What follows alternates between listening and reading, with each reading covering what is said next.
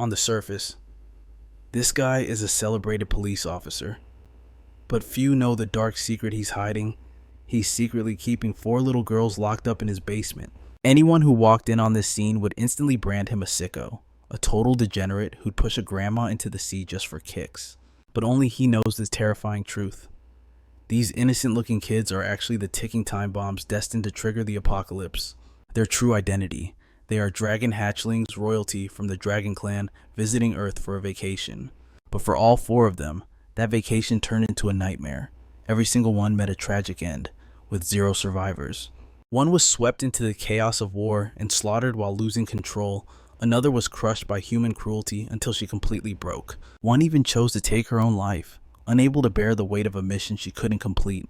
It was these deaths that ignited the Dragon Clan's fury, causing them to unleash hell on Earth and plunge the world into eternal chaos. Luckily, our protagonist awakened a special ability, Regression. Every time Earth stands on the brink of destruction, he resets the timeline. And folks, this is already his 7th attempt to save the world. In his past 6 lives, he tried everything from 50 years of celibacy to borrow power from the future, to hunting down threats before they even began. But even after becoming the strongest powerhouse on the planet, he still couldn't stop the tragedy.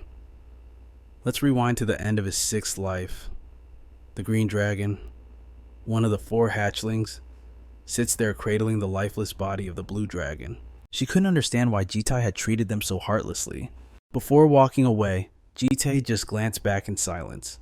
The green dragon stared at him, blaming him entirely for the blue dragon's death. Her eyes burned with pure hatred as tears streamed down her face. Jitai's voice dropped low.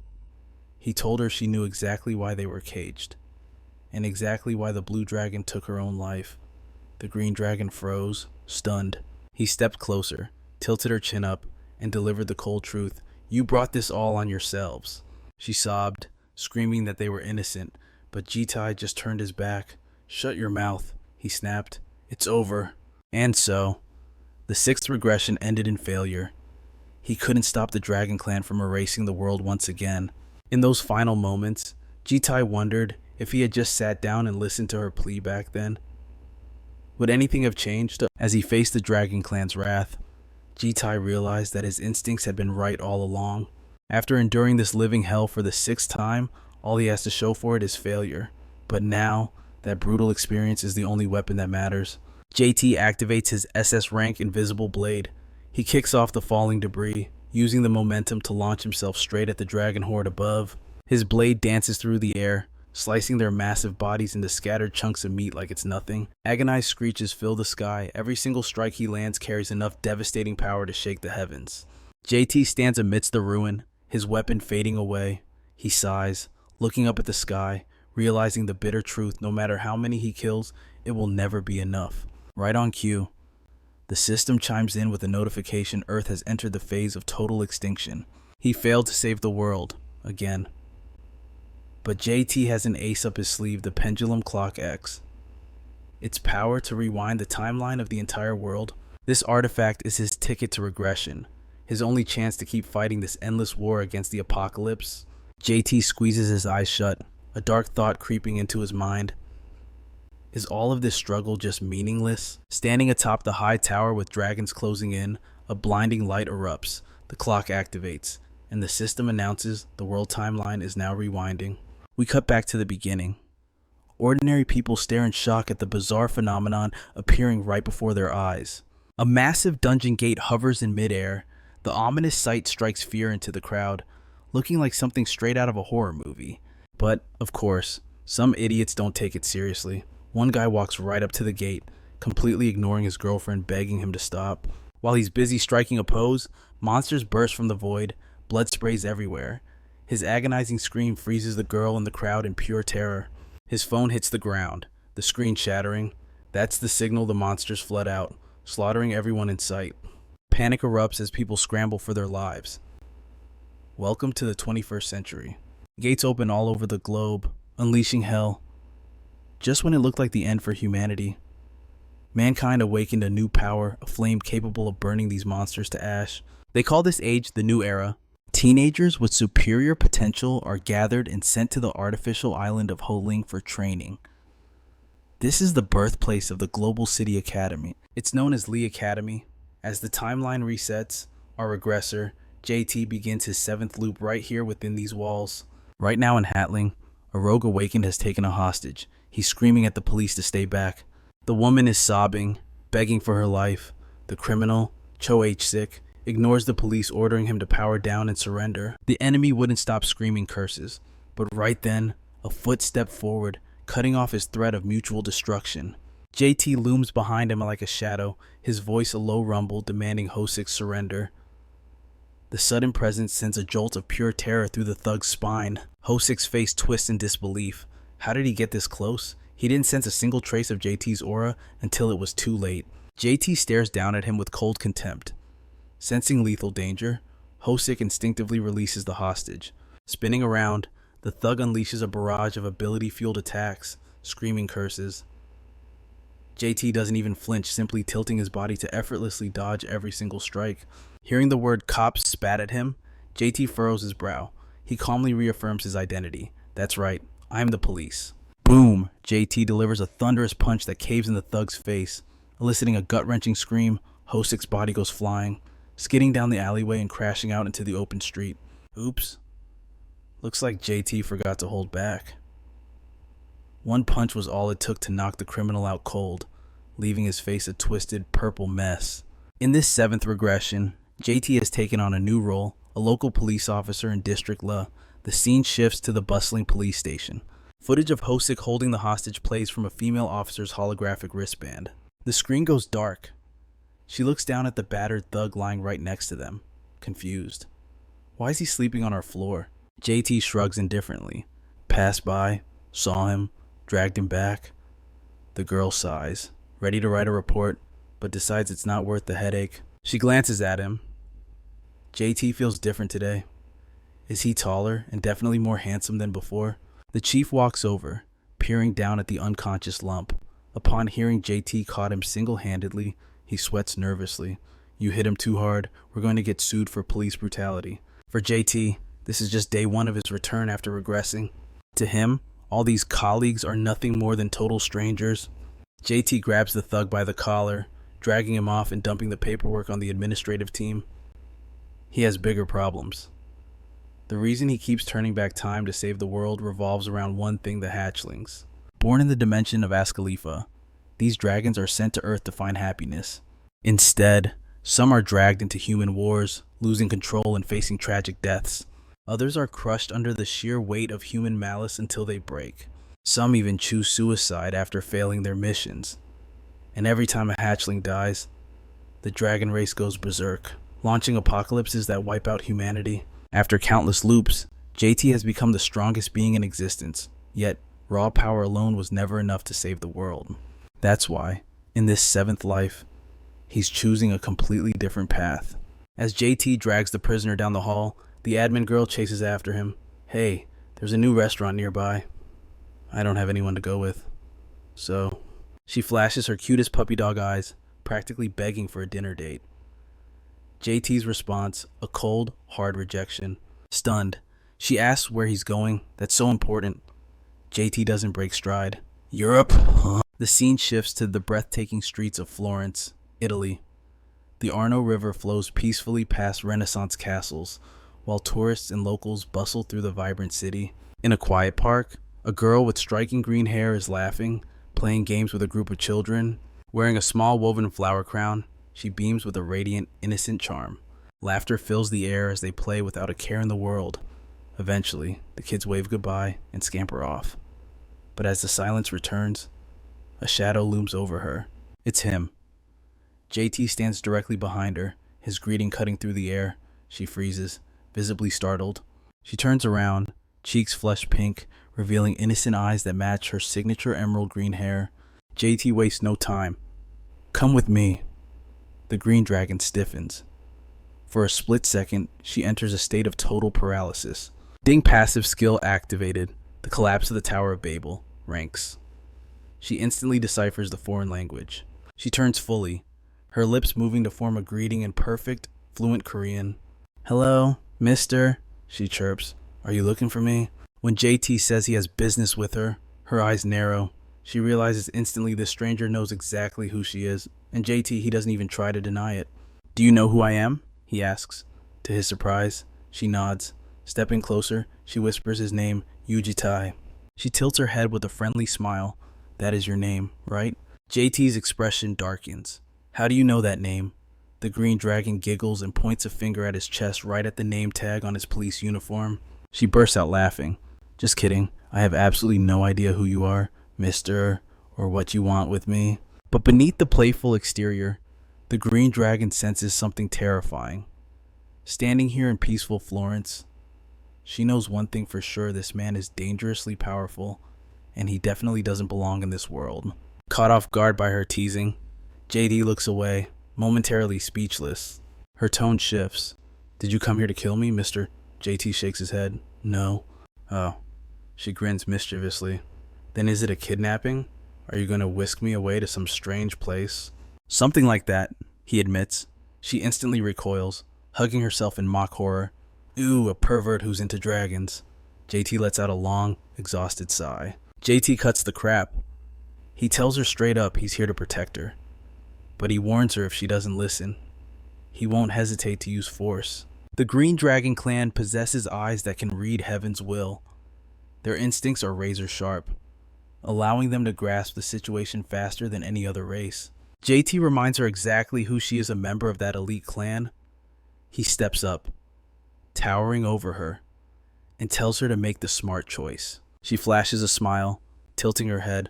"So, if I'm a good girl and listen, will you treat me nicely, uncle?" "Exactly," JT replies. That's enough for her. She beams and accepts, mostly because she really doesn't have a choice anyway. Before following him, she tosses back a reminder. "Better treat me like a VIP guest." "Okay." She spins around with a wink, raising her index finger. She wants a promise, but her hand is trembling. JT catches it instantly. He locks eyes and seals the promise without hesitation. Scene shift, we cut to a crisp, blue sunrise. The green dragon pokes her head out, looking like a total mess after waking up. She's drowning in his oversized white shirt, rubbing the sleep from her eyes. She mumbles, "Uncle, did you eat breakfast yet?" JT ignores her, focused on a dark silhouette in front of him. She raises her voice. "Hey, uncle." JT tells the shadow to follow orders. This is his shadow art, a clone that can wield 50% of his original power. The shadow morphs, taking on JT's exact appearance.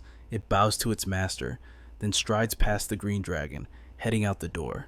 She instinctively greets it, "Good morning," before realizing what she's looking at. It's a flawless replica of the uncle. Seeing her dumbfounded look, JT explains, "The shadow goes to work, so I don't have to.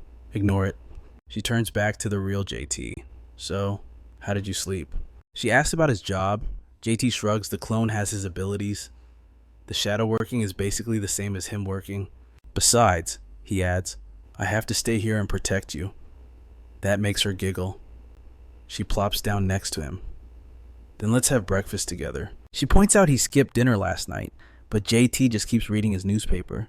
"I don't need breakfast." She switches tactics, burying her face in a throw pillow and pouting. "It's weird if I eat alone while the host just sits there." JT turns to her, confused. Dragons don't need food to survive, yet this girl eats 3 square meals a day. She explains it has nothing to do with her species. "Eating improves my mood. It gives me energy." She jumps up. "Come on, let's go to the supermarket." Before JT can refuse, she locks eyes with him, determined to show him the true power of a good breakfast. Cut to the S-Mart, a bustling shopping center. As soon as they walk in, heads turn. Everyone is staring at her. People are whispering, "Is she an idol?" Meanwhile, the girls are swooning over JT's looks, gasping as he walks by. Their arrival causes a scene, literally ruining relationships as jealous partners glare at the stunning duo. Outside, JT complains about the mountain of bags. She chirps back, "Your kitchen was empty. I need all this if I'm going to be cooking for us." She skips ahead, eager to start cooking. JT stops her. "Drop the bags at home. We're eating out."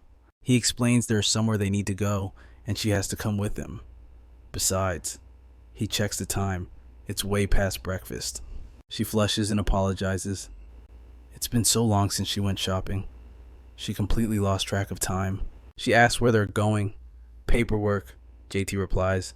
"We need to make your stay here official." She looks confused.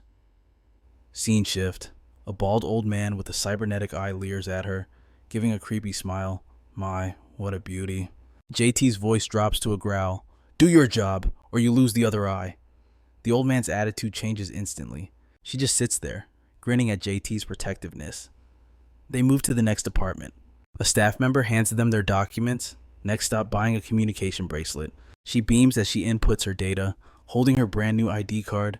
She looks like she just won the lottery.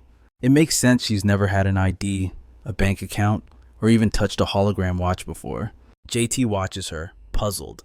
How has she survived on Earth this long? Suddenly, she asks about the name on the card, Yu Blue Bomb. She knows Yu is his surname. JT explains the rest. I named you after the season. Bomb means spring. Her eyes light up. She loves it. To you, Bomb. Spring is when life returns to the world, a time of blooming and new beginnings. It's beautiful. Suddenly, her expression softens. She admits something. It's not that I'm not scared of you, Uncle. My eyes, they constantly warn me that you're dangerous. But I know you're not a bad person. JT raises an eyebrow. She's only known him for a day. How can she be so sure? My instincts are never wrong, she says proudly. I am a green dragon, after all. JT doesn't argue. He just watches her, unable to look away. U-Bomb smiles sweetly and asks, Can I stare at you just a little longer, JT? This expression sends the male lead into deep thought. In all his past time loops, he has never once seen such an innocent smile grace her face. JT tilts his head back against the sky, eyes squeezed shut, soaking in the moment. He thinks to himself, this is a hell of a good start. Scene shift, the desolate wastelands of South Africa. A red-haired girl stands before a sloppy, bald thug, mocking him for being pathetic. The moment he screams, trying to intimidate her with the powers backing him, her heel is already smashing into his face. She drives his skull straight into the cliffside, letting out a laugh of pure, twisted delight. Watching his face turn into a bloody mess and hearing his pain groans, Red Dragon, one of the 4 hatchlings, covers her mouth, genuinely hoping the poor guy doesn't croak just yet. She touches her mask, her eyes burning with the same fiery crimson as her hair. This marks her 199th consecutive victory. Red Dragon tears off her mask with a cold smirk, wondering aloud, who is going to be the next lucky victim? That evening, headlines explode. South Africa is erupting in massive scale conflict, triggered by the terrorist organization Bakata and the demonic humans. The South African Alliance, known as SAN, declares zero tolerance for violence. The target they are clashing with is none other than the Witch of Africa, the Night Hunter. That is the title the world has bestowed upon Red Dragon. JT scans the intel online, telling himself it is time to move. From outside, U-Bomb calls out that the sun is setting, snapping the male lead back to reality. Stepping out, his eyes are assaulted by a bowl of hot rice, featuring 2 whole fish stuck vertically upside down, steaming ominously. The sight leaves JT completely speechless. U-Bomb beams, asking him what he thinks. She explains she saw a similar dish abroad, but swapped the pastry for rice to suit his Korean palate. Staring at the spoonful of fish radiating a positively haunted aura, the male lead doesn't blink and can't find a single word to say. He then announces that tomorrow morning, he is going to recruit Red Dragon. U-Bomb's eyes go wide. She warns him it will be tough. Red Dragon isn't the type to obediently follow along like she does. JT suggests she comes along, insisting that her presence will make everything smoother. U-Bomb agrees, but she is hesitant. There is a certain distance between the dragon clans. Seeing his confusion, she explains it comes down to their nature. According to U-Bomb, the green dragons love a slow, creative pace and enjoying a gentle, benign existence. Red Dragon, on the other hand, she lives for war and flaunting her dominance. They never bow to force. The more you push, the more dangerous they become. JT rubs his chin in thought. Delaying the retrieval will only put her in grave danger. The male lead knows someone is hunting her. If things continue like this, Red Dragon is guaranteed to die. With a determined look, JT confirms once more if U-Bomb joins him, this situation can be resolved without bloodshed. Noticing her staring intensely at him, the male lead feels a bit baffled. U-Bomb explains it's just strange. This is the first time Uncle has ever asked for help. She always thought JT was the type to shoulder everything alone. Her words send him into a brief moment of reflection. U-Bomb smiles and accepts. She will help JT since it is such a rare request, and she doesn't want anything bad to happen to Red Dragon either. But U-Bomb has one condition: Uncle has to finish every last bite of this meal.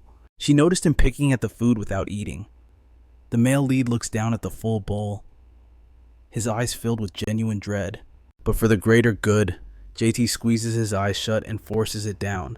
He shovels spoonful after spoonful under U-Bomb's strict supervision. Cut to South Africa. Soldiers lie unconscious everywhere. Red Dragon stands amidst the carnage, restraining a lone survivor. While some are down, others are cowering and hiding.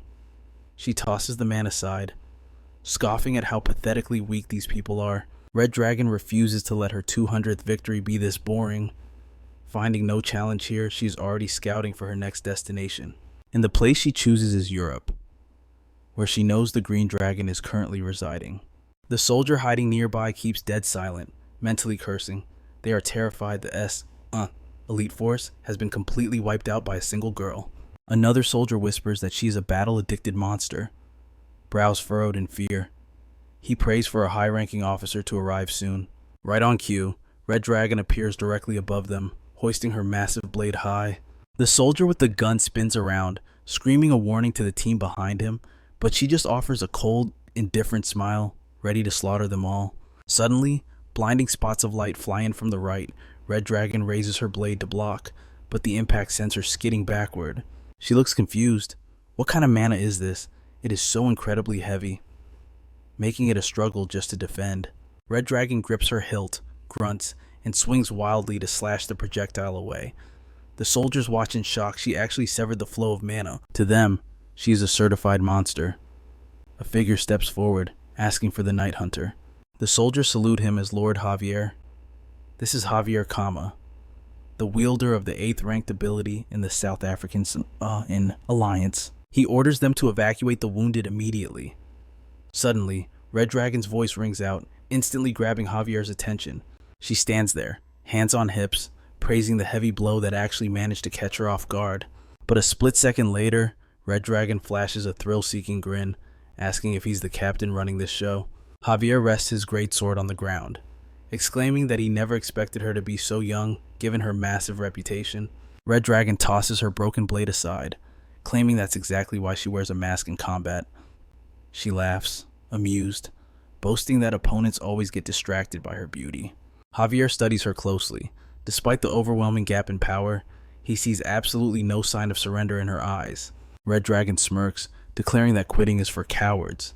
She gathers energy into her fist, determined that she'd rather die than suffer the humiliation of giving up. Red Dragon charges forward. A thick, blazing red aura envelops her body as she roars that dying in battle is the only way to go. She unleashes a barrage of attacks, but Javier dodges or blocks every single strike with terrifying ease. After a flurry of strikes, she grins, spotting an opening.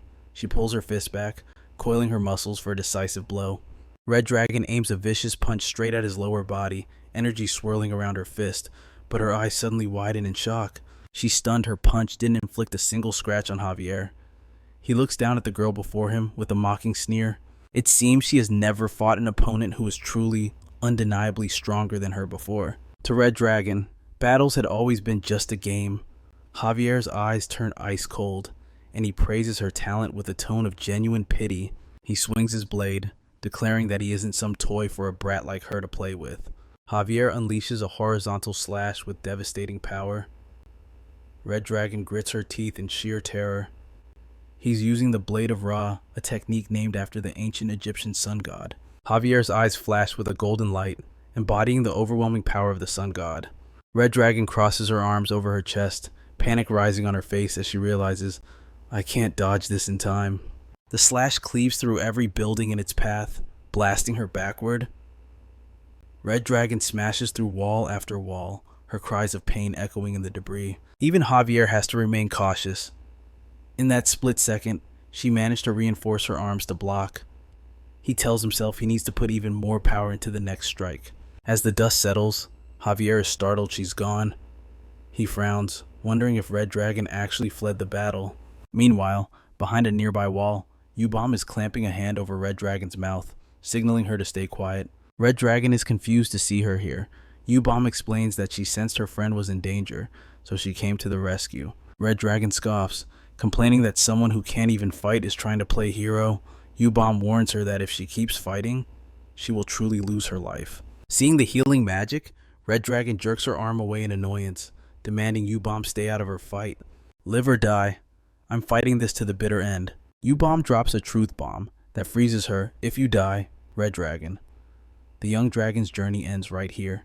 She continues applying healing magic, softly insisting that Red Dragon's death wouldn't just be her own loss, it would ruin the fun and experiences of everyone in the group. U-Bomb gives a friendly smile, persuading her, I still want to play on Earth a little longer, so please, work with me.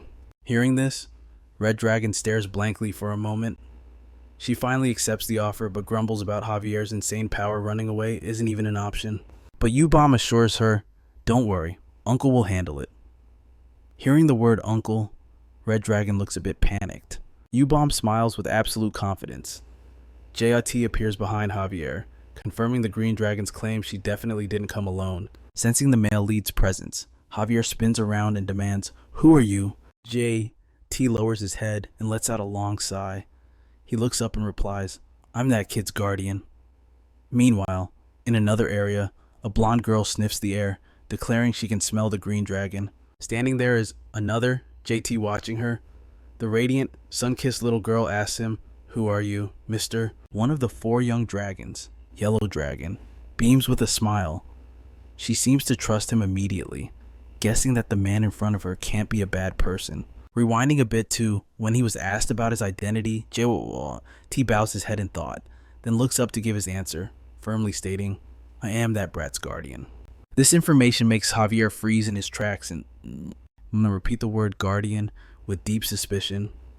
He figures a powerhouse like Red Dragon doesn't look like the type who needs a babysitter. Back at the hideout, Red Dragon peeks out, asking about this uncle U-Bomb mentioned. U-Bomb keeps shoving Red Dragon back, warning her it's dangerous, too frantic to explain. Meanwhile, the male lead suggests to Javier, let's end this here, shall we? Javier is taken aback. He steps forward, scoffing. You crawl out of nowhere and start spouting nonsense. Javier refuses to let it slide. Red Dragon crossed the line. JT tries to de-escalate, arguing, come on, she hasn't actually killed anyone yet. Javier looks visibly unimpressed with such a flimsy excuse. The male lead suddenly turns serious, explaining that Red Dragon won't be in this world much longer, and asks, can't you just let this go? Javier grips his sword tighter. This man isn't going to walk away just because the male lead showed up and asked nicely. Javier readies his blade, declaring this territory is now under the jurisdiction of S. As an elite investigator for the organization, he activates his skill. He's determined to capture the Red Dragon at all costs. As for the man claiming to be its guardian, he'll drag him back to the organization too. Unleashing the power of the Divine Family, Javier delivers a blinding, radiant slash. The devastating shockwave sweeps over JT, obliterating every obstacle in its path. As the dust settles, a deep, jagged scar remains carved into the earth. Javier glances over, assuming that since this guy is with that monster brat, taking him down won't be much of a headache. But instantly, he is there right behind Javier. Shadow blade in hand, he mocks the man, sounding bored out of his mind. Javier freezes, sensing lethal danger. JT scoffs at the so-called power of an S-rank number 8. He can't process it. When did he get there? Just as Javier screams to summon his divine blade, his sword arm is clean severed. The limb goes flying, hand still gripping the hilt. Javier watches in absolute horror as blood spurts from his stump. The footsteps of the shadow draw near. JT's voice drops low, commanding Javier to shut his mouth and listen close.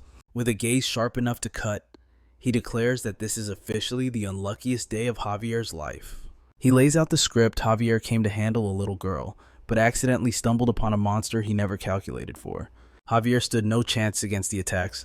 The result, both arms useless and eyes stripped of their sight. Leveling his blade at Javier's face, JT seals the deal he will never forget this terror, no matter how hard he tries to stall. A sharp slash strikes. Even if the S-rank healers can regenerate his lost limbs and eyes later, they can never heal the terror branded deep into his soul. As we can see, the power of fear is potent, and Eugen's shadow utilized it to perfection. He glances back. Even the so-called villainess of Africa, the Night Hunter, can't hide her shock.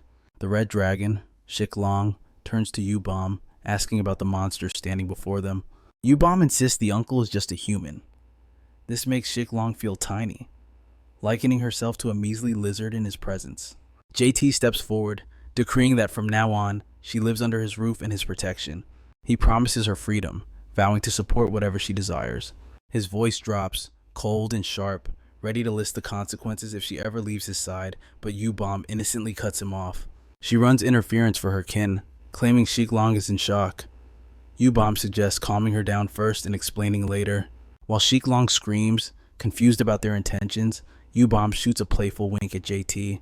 The uncle falls silent, then turns to leave, tossing a name at the red dragon. From now on, you're Yum. Don't forget it. While the two dragon girls playfully bicker, JT gazes far up into the sky. Raising a hand, he transmits data to his main body. Mission accomplished. Meanwhile, deep in the Amazon, the real JT sits before the yellow dragon.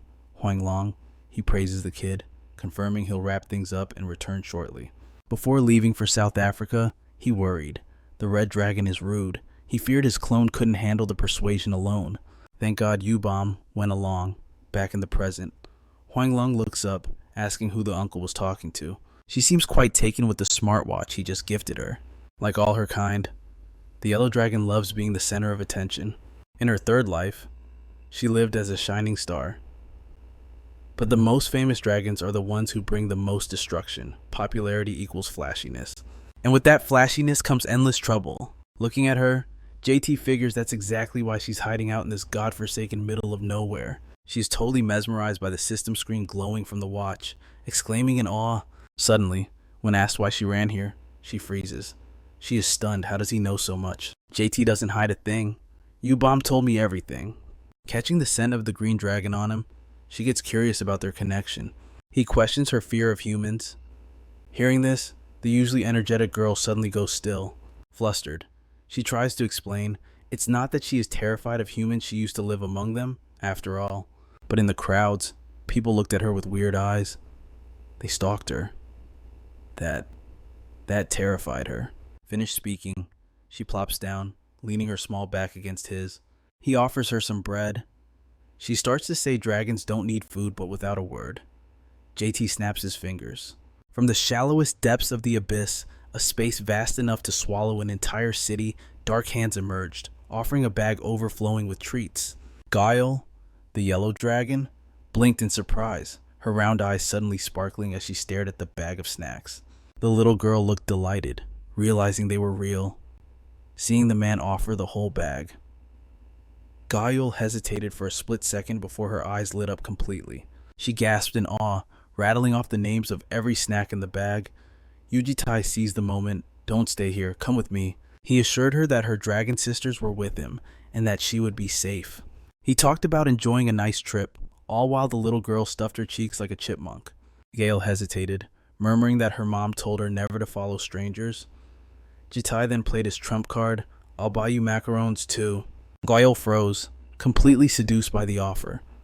The cookie in her hand slipped and fell to the ground.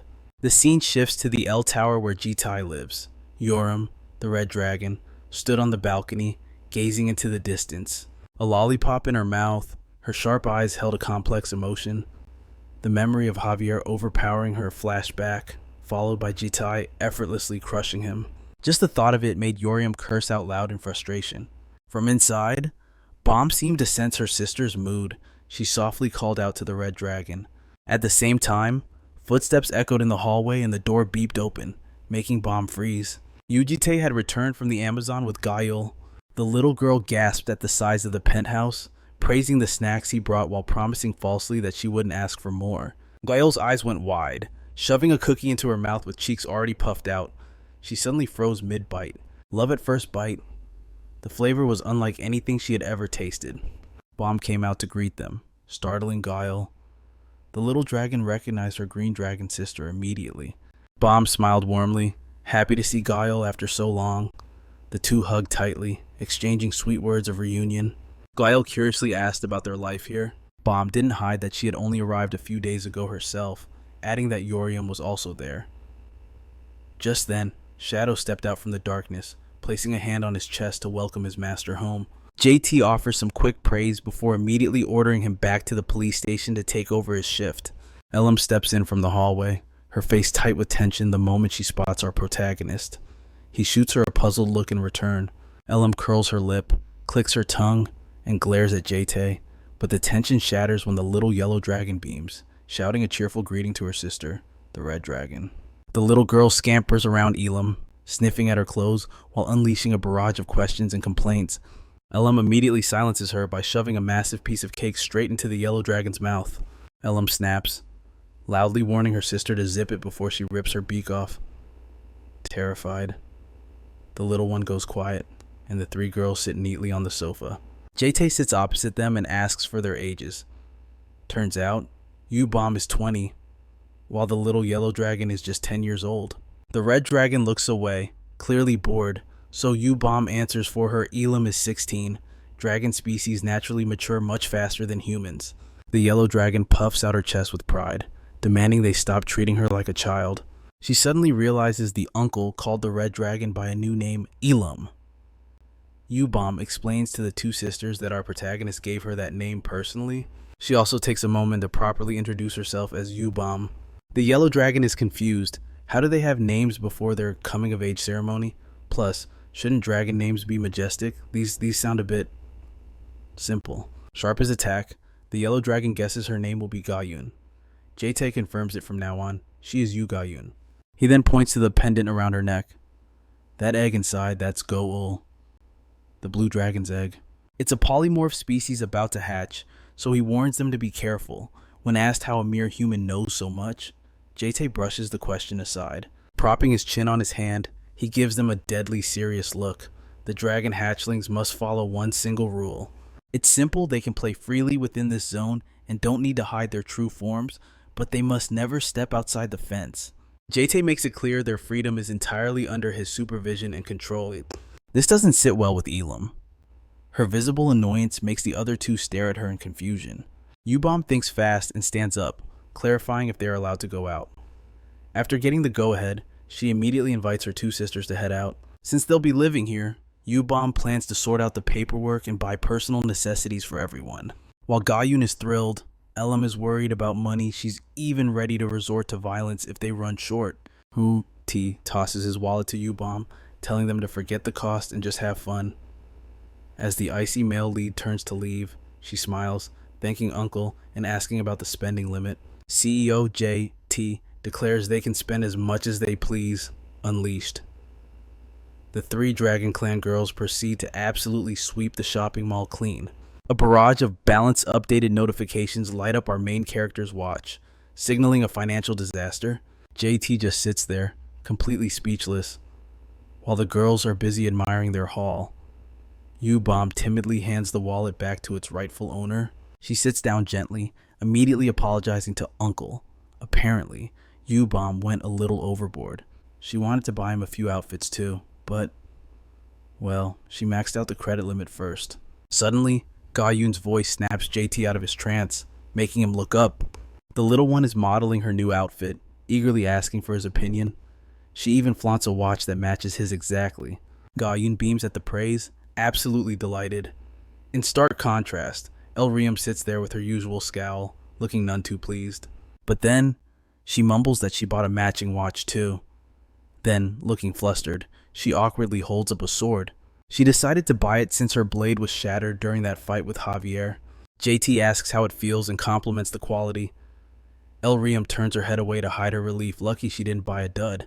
Gayun runs over with bags, claiming she bought outfits for her grumpy sister. Elriam aggressively denies wanting them. The frilly princess style definitely isn't her vibe. U-Bomb watches them and explains to JT Elriam is terrible at expressing emotions, but she's actually very grateful to him. JT turns to U-Bomb, confused. Did she really not get anything for herself? She simply points to the kitchen counter where a small potted plant sits. That's her purchase. A tiny sprout, teeming with life and resilience. She walks over to it. For U-Bomb, nurturing life brings a deep sense of peace. Lifting the pot, she whispers that one day it will bloom and become a beautiful, everlasting memory. Her face glows with happiness, but a thought suddenly strikes her. She turns to Uncle with a serious question. She speaks frankly. The dragon race doesn't just want to eat and play. I want to know if there's a way to truly experience life while still staying under your supervision. U-Bomb is stunned when JT replies that there is indeed such a place. He pulls out admission forms for the prestigious Lee Academy. How would you all like to go to school? The other two immediately poke their heads out. Ga-Yoon looks totally baffled at the mention of school. Cut to that evening at JT's apartment. The moment they walk in, El-Riem stretches and groans. Finally home. Why did a simple interview take so long? U-Bomb scans the room, realizing the uncle isn't there. Suddenly, Ga-Yoon gasps, "Guys, I just thought of something horrible." Her face crumples into a sob. "What if both of you pass, and I'm the only one who fails? Will you be the only reject?" El-Riem snaps back, annoyed. "Why are you always imagining the worst case scenario?"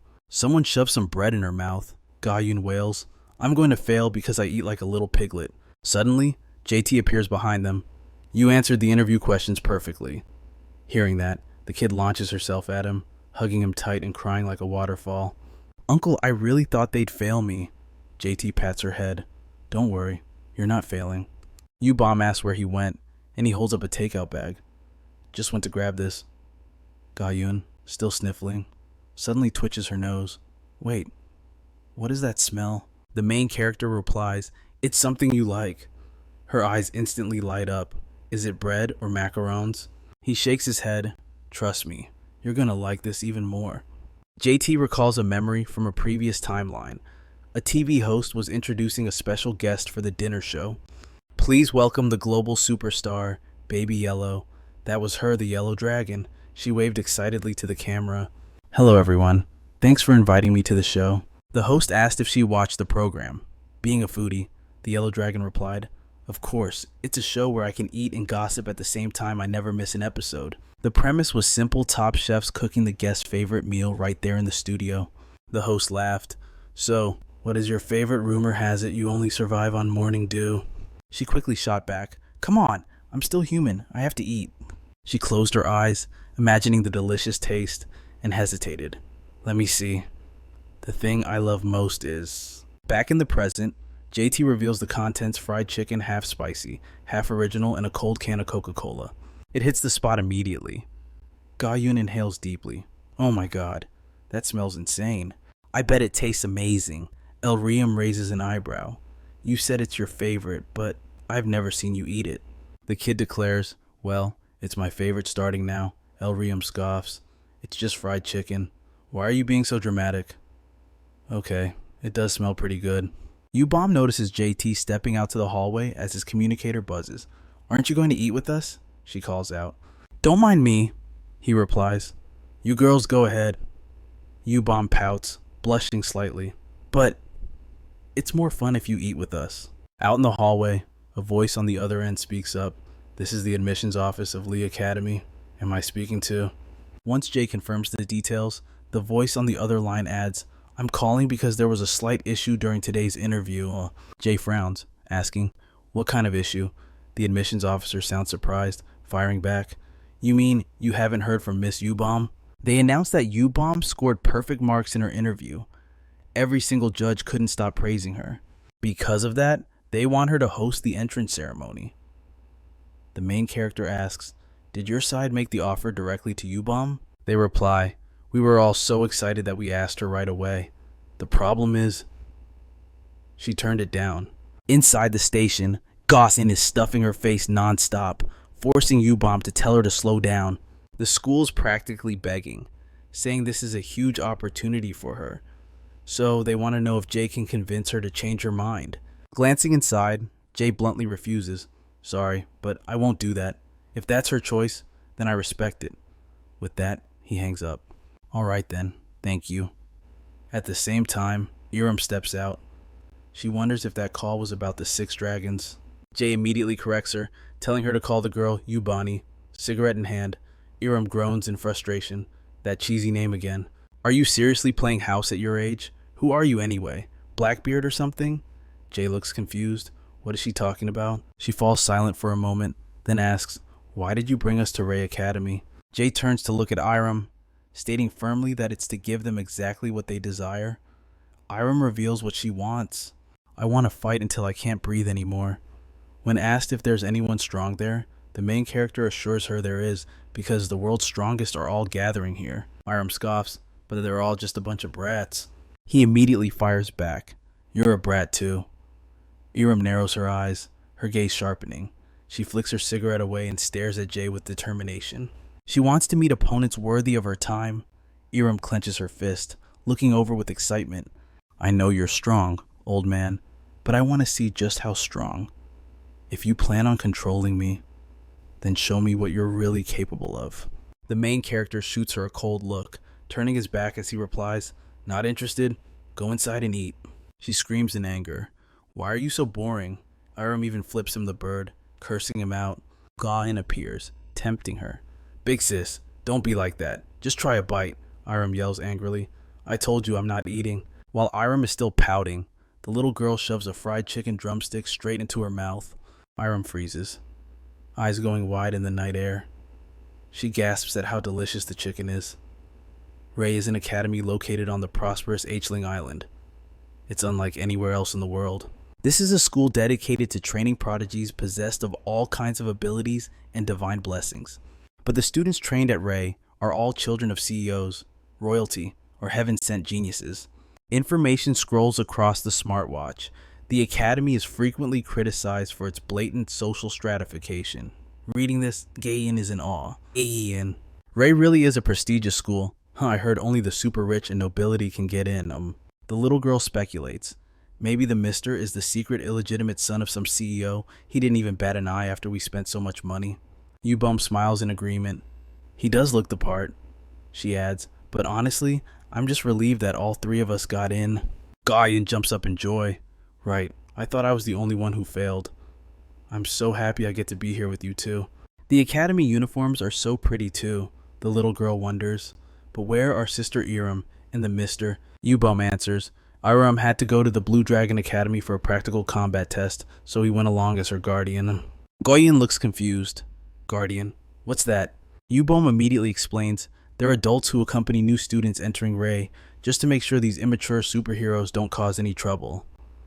The little girl sounds worried after hearing that. Sister Iram would definitely tear that place apart if no one was watching her, but why does she have to take another test?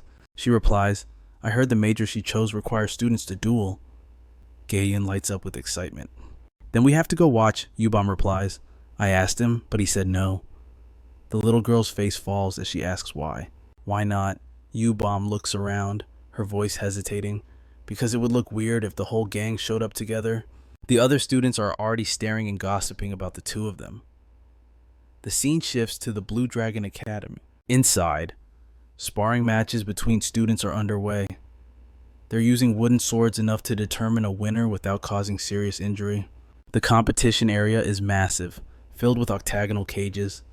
Jay is sitting there in a sharp suit, silently observing.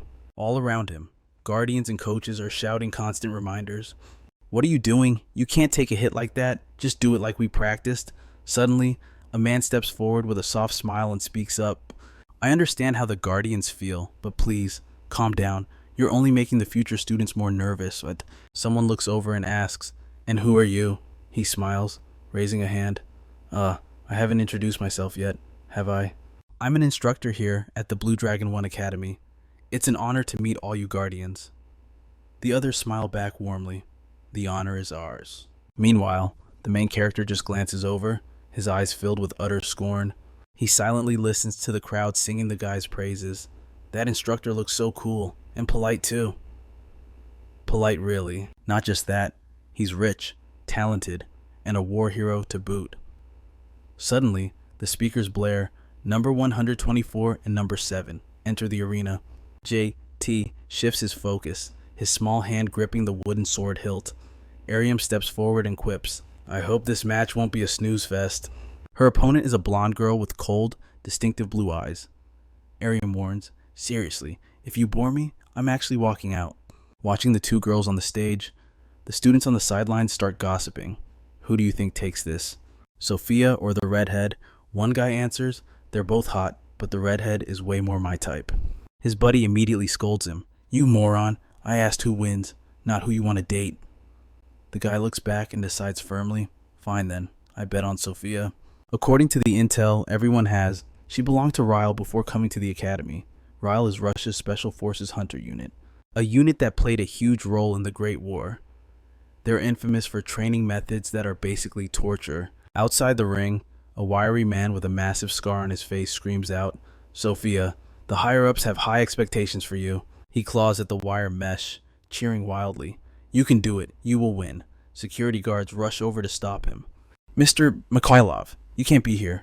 Hearing this, Sophia just thinks to herself, I could die of embarrassment. Ariam's voice cuts in. "Your daddy is worried sick about you." She notices Sophia's reaction and digs deeper. "Or maybe you should just surrender and run back to Papa." "Oh, my bad. I should call you Daddy's little princess." "Right." Sophia isn't one to take it lying down and snaps back. "You better shut your mouth." She glares, issuing a threat, "Or you're dead meat." But for someone from the Red Dragon clan, Ariam just finds the challenge exciting. "Bring it on then." Outside, a student marvels at Sophia's expression. She's terrifying. "That's real for you." His friend stares wide-eyed at Ariam. "Yeah, but the redhead is just as scary." The announcement blares. "Contestants 124 and 7, take your positions." Jades focuses on the fight. Inside, Sophia raises her fists, entering a combat stance. Opposite her, Ariam smiles, full of anticipation. The bell rings with the announcement. Match start. Almost instantly, Sophia's fist is right in her face. Ariam steps back, raising a hand to block. She smiles, praising her opponent. Not bad speed. Then she swings the wooden sword forward. "Now taste this." Right then, Sophia counters with a powerful hook kick right to Ariam's face. The leg slides down, ripping Ariam's outer coat. Ariam gasps, looking at her clothes. She yells angrily, "I just got this uniform and you already ruined it." Sophia lands lightly on one foot, showing zero signs of stopping. In a blink, Sophia rushes in, fist ready. She unleashes a relentless barrage of attacks. Ariam calmly dodges and neutralizes every hit. She backs toward the arena fence, then kicks off the wire mesh to gain momentum. Ariam launches herself forward violently, ready to clash. Her eyes flash a deadly crimson, burning with battle lust. Ariam swings the wooden sword with immense force at Sophia, but Sophia manages to cross her arms to block just in time. Unbelievably, the impact shatters her arm bones. Veins pop on Sophia's face from the agony, but she stays tough, not making a single sound. In contrast, Ariam is grinning, enjoying every second. One blocks, while the other maneuvers her body in midair. Suddenly, Ariam shifts behind Sophia's back. She calls out, "Hey, dummy." Sophia starts to turn around. Ariam laughs coldly, dropping a taunt before landing the punch. "Now that I've played around a bit, dealing with you seems a lot easier, huh?" Without a second's hesitation, she drives a powerful punch straight into Sophia's gut, blasting her back into the wire fence. Sophia coughs up a mouthful of blood, her face twisted in pain. The wooden sword is pointed right at her face. Ariam stands there, smiling with pure amusement. The announcement rings out, match over, winner number 124. She covers her mouth, mocking her opponent. "Acted so tough, and look at you taken down in seconds." The words sting, leaving Sophia frozen in resentment, veins bulging in her eyes. Ariam walks away, looking bored and tossing out an insult. "World-class elites, my foot. Just a bunch of useless trash." At the same time, Mikhailov rushes in, screaming his daughter's name. "Sophia." Outside, the student gasps in shock. Sophia got crushed. It looked even at the start, though. His friend notices the details. Even, "Are you blind that redhead didn't get a single scratch? She was just toying with Sophia." The students immediately start buzzing. Is the redhead that strong? Or maybe Sophia's just weak, probably got in because of her pretty face? No skills at all. Her looks definitely helped her out. Meanwhile, medics are treating Sophia. The insults about her quick, boring defeat ring in her ears. The medic announces, "I've applied first aid. She'll be fine." But her arms, both of them are broken. Michael Lobb turned to offer a grim word of thanks to her. Fists clenched tight, Sophia shook with rage, declaring she wasn't done yet, that she was fine. Her father looked at her and sighed, stepping closer to deliver a hard truth. "Sophia, you gave it your all. I'm sorry, but with your current strength, you can't beat that girl." Michael Lopp added, "I'm not disappointed in you, honestly. Meeting her this early is a blessing in disguise." But Sophia's eyes were locked on the dagger at his hip. Michael Lopp insisted that failure would only make her stronger. He started saying he'd handle the report to the higher-ups himself, so suddenly, a medic shouted out, "Sir, your daughter," Sophia, was marching forward, murderous aura exploding around her, dagger in hand. She declared coldly, "I haven't surrendered yet. I was just pushed back a little." She flared her power, insisting she was perfectly fine. He called out, "Where are you going? I'm not done talking." The noise caught Ariam's attention, and she glanced back. A flash of impact, Sophia had stabbed Ariam from behind outside. JT. His face went dark, though he didn't move just yet. Ariam whipped around, screaming a curse. Sophia shrieked like a maniac. "Die, you little bitch!" The crowd watched in total shock. Over on the sidelines, one was just as stunned. JT watched with a grim expression. Sophia lunged, burying the blade right into Ariam's side. A second later, they crashed to the ground. Ariam grabbed the weapon, piercing her body, and hissed, "Damn it." Ariam smirked, a cold sneer forming. "You really want to take this all the way, huh?" Suddenly, a noise caught her ear. Sophia was charging again, fists glowing with power, screaming, "Die!" She swung down hard, trailing a blaze of bright energy. Luckily, Ariam dodged. She seized the moment, grabbing Sophia's ponytail and jerking her head back violently. With eyes glowing crimson, Ariam whispered into Sophia's ear, "You're dead meat." Without hesitation, she smashed a fist straight into Sophia's face. She pulled her hand back, knuckles bloody, radiating a terrifying aura. The crowd panicked, shouting, "Is nobody gonna stop them?" Another strike sent Sophia flying. She crashed into the bystanders and lay motionless, face bruised and smeared with blood. Ariam ripped the knife out of her own body and growled, "I'm not done with you." She walked forward, murderous intent pouring off her. "I'm gonna give you back exactly what you gave me." Suddenly, a hand grabbed Ariam's wrist. Michael Lopp yanked her back, commanding, "Enough, stop this now." But Ariam roared, "Let go of me, you bastard." Seeing this, one hurriedly ordered, "Mages create a multi-layer space, pause the exam immediately." Instantly, they extended their hands, summoning blue energy. Faces grim, they worked together to seal off the space. Moments later, the multi-layer space was active. Michael and Ariam stood isolated within the magic barrier. Blood boiling, she threw the dagger to the ground. "Why are you only yelling at me?" Ariam stood her ground. "That brat stabbed me first." He pointed a finger in her face. "So that's why you tried to kill Sophia?" Ariam fired back instantly. "What did you want me to do? Sit there and let her kill me?" Michael Lopp cleared his throat. "With your strength, you could have taken her down without lethal force." Furious, she snapped, "If you're so smart, go teach your own daughter how to behave." Standing behind them, Wanfa forced a smile, urging calm. "We've already called your guardian. Please, let us treat your wounds first." Ariam whipped her head around and shouted, "I'm still pissed off enough to explode." One sighed. "Of course, I understand how you feel, but I can't stand here and watch you make things worse." That caught her off guard. "What?" one warned. "If you escalate this any further, even I won't be able to help you. It could affect your whole family." He leaned close to Ariam's ear and whispered, "I mean, the Yu family.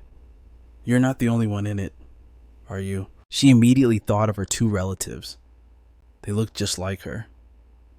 Same expressions and everything. Ariam grit her teeth, listening to one's words. "If your family suffers because of you, could you handle that?" He narrowed his eyes. "So, before your guardian arrives, you should..." Suddenly, a voice cut in, "No need to wait." JT stepped into the multi-layer space, introducing himself. "I am UJT, her guardian." He frowned. "Stop pressuring a wounded child. Let's take this outside." "One?" And Ariam stared at JT in surprise. Ariam bit her lip, looking incredibly tense. Scene shift. A modern high-rise building. One brought out some tea. "This is famous Taiwanese oolong. I hope it suits your taste." He glanced sideways, speaking with hidden meaning. "They say tea helps calm the mind." Then one's eyes locked onto JT, a Yu family member. He walked through the multi-layer space like it was nothing. He's definitely a master. He pondered in silence. "I've never heard of him or his clan before. I need to dig deeper." One sat down, forcing a strained smile. "Honestly, I don't even know where to start." He glanced between Michael Lopp and JT. "I'm terribly sorry for what happened." Juan thought of Sophia cursing from her hospital bed as he spoke. Luckily, neither of them was seriously injured. Cadet U Arium has just been discharged too. He raised his teacup, offering a solution. Shall we settle this quietly right here if you two can come to an agreement? I'll handle the rest. The man sat with his arms crossed, listening with a scowl. After a moment, Michael Lopp spoke up. I'll apologize first, since the fault really lies with my daughter. I'm Michael Lopp, Sophia's guardian. He justified. Sophia is still young and impulsive. She lets her emotions get the best of her. So, I want... JT cut him off mid-sentence. I don't accept your apology. Hearing that, Michael Lopp slammed the table and shouted. What? JT replied calmly. Your apology is meaningless. You aren't the one who caused the trouble. He placed a hand on his chest, warning him. Come on now. We're both guardians here. I expect you to speak respectfully. Don't you know where I come from? He looked up, challenging him. But we aren't on equal footing. Is this how people from your side apologize? Michael Lopp realized the implication and roared. Are you saying I should drag an injured child all the way here to apologize? JT furrowed his brows and confirmed. That's exactly it. The man exploded in rage. You really are, one, sitting in the middle, had to step in. Please, calm down. But JT kept digging. I'm just wondering why you didn't stop her when you saw her lunging at another child with a knife in her hand. Michael Lopp gritted his teeth. It happened too suddenly. JT scoffed immediately. Suddenly, what a stupid excuse. His next words made the man stomp his foot on the floor. Aren't you ashamed to use your daughter to cover up your own incompetence? Michael Lopp grabbed JT by the collar and snarled.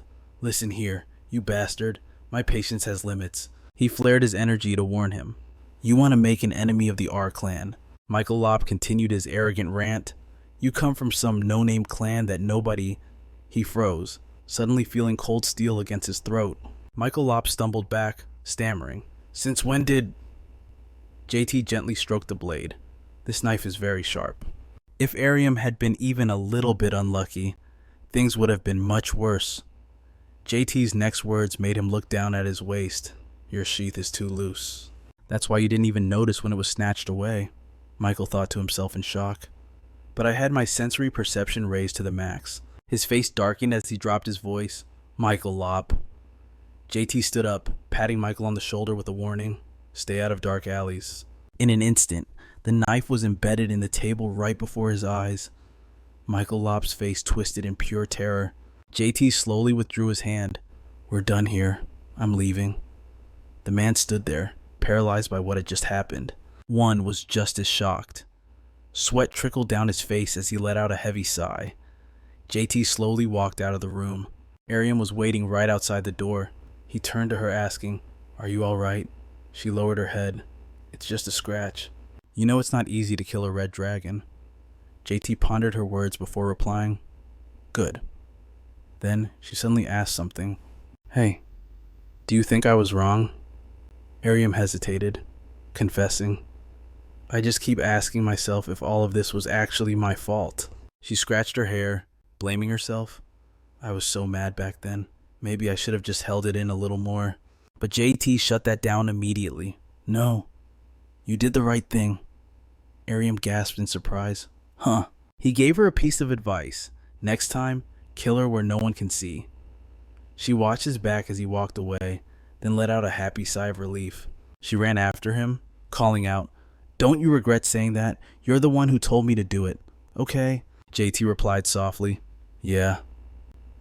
Then he suddenly added, Pack your things as soon as we get home.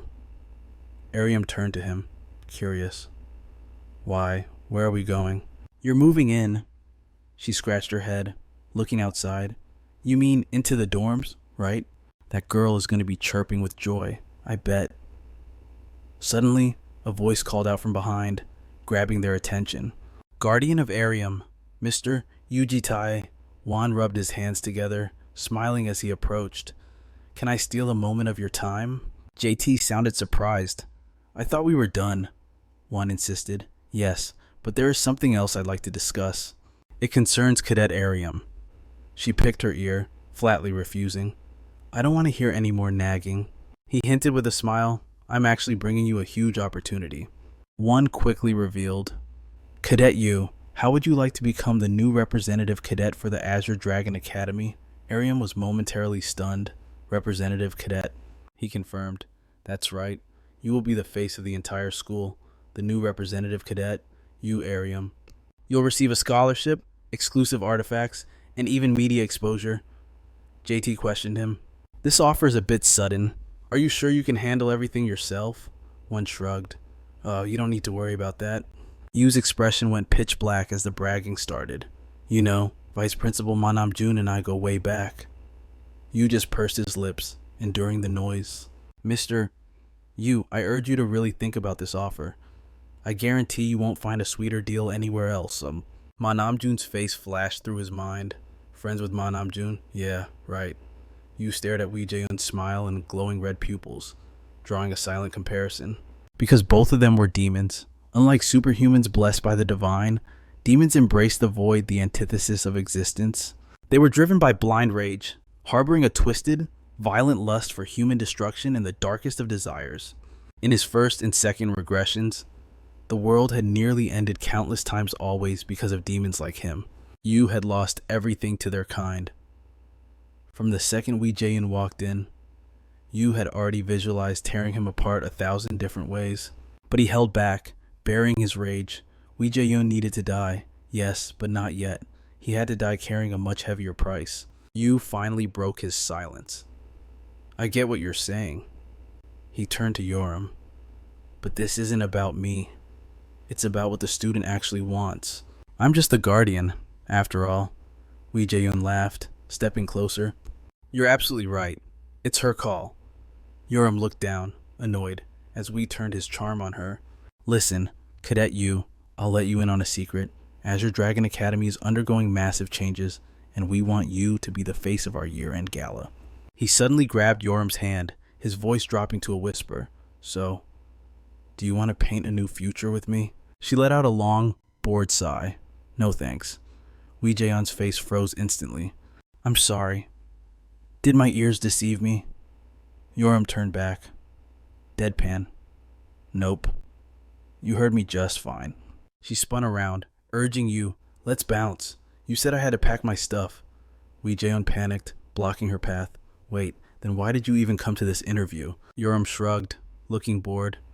I was just lying in bed. Wee Jae-eun blinked, sweat forming on his brow. And, she stifled a yawn. And I got bored. Figured I'd come here and fight someone.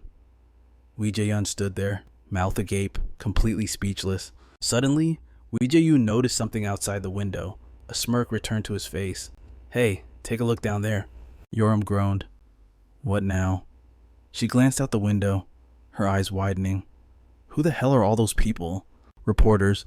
Wee Jae-eun recalled Yoram's earlier fight and smirked. They're here for my statement on today's incident. They're waiting for an exclusive. He clasped his hands behind his back, his tone turning menacing. Which means your future at this academy depends entirely on what I say next. And do you understand the position you're in? Yoram just waved him off, walking away. Nope, don't care. Bye. Wee Jae-eun watched them leave, his friendly mask shattering into a look of pure, murderous rage. I hope you don't regret that choice, little girl. Moments later, a reporter screamed. There she is. The crowd erupted into chaos. You're Cadet Yoram, right? Can you explain the knife fight that happened 2 hours ago? Do you have a personal vendetta against Sofia Vokova? Do you have any comment? Blinded by the flashing lights, Yoram snapped. What the hell is wrong with you people? A reporter shoved a recorder in her face. Your interview is already going viral on every Korean forum. Did you act out on purpose to draw attention to your fallen clan? Is this a publicity stunt?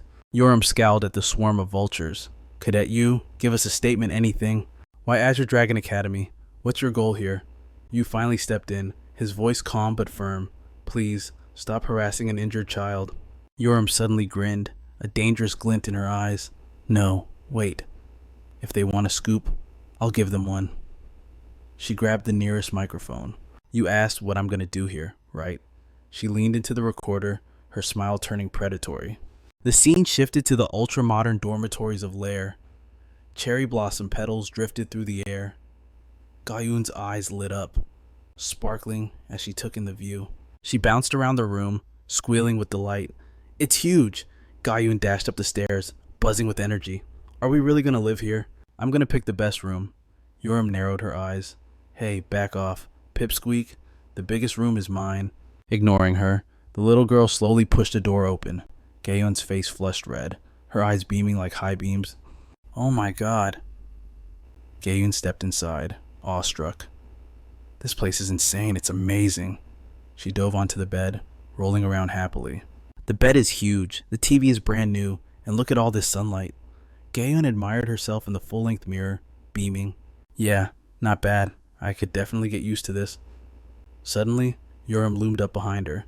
Nice balcony, perfect for a smoke break. She smirked. This room is mine. Gaeun puffed up her cheeks, furious. No way, I called dibs. You said you wanted the biggest room. That one over there is bigger. Bonk.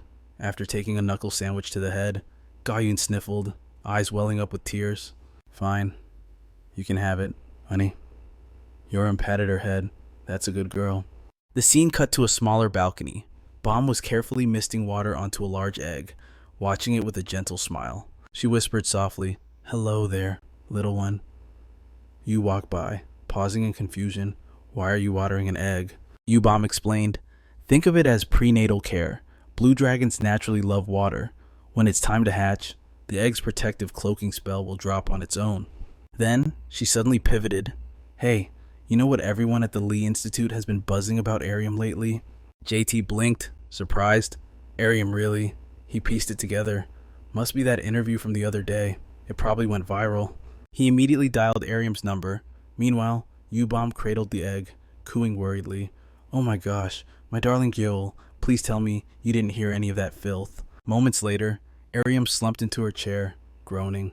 Why is everyone freaking out over one tiny little word, Jesus?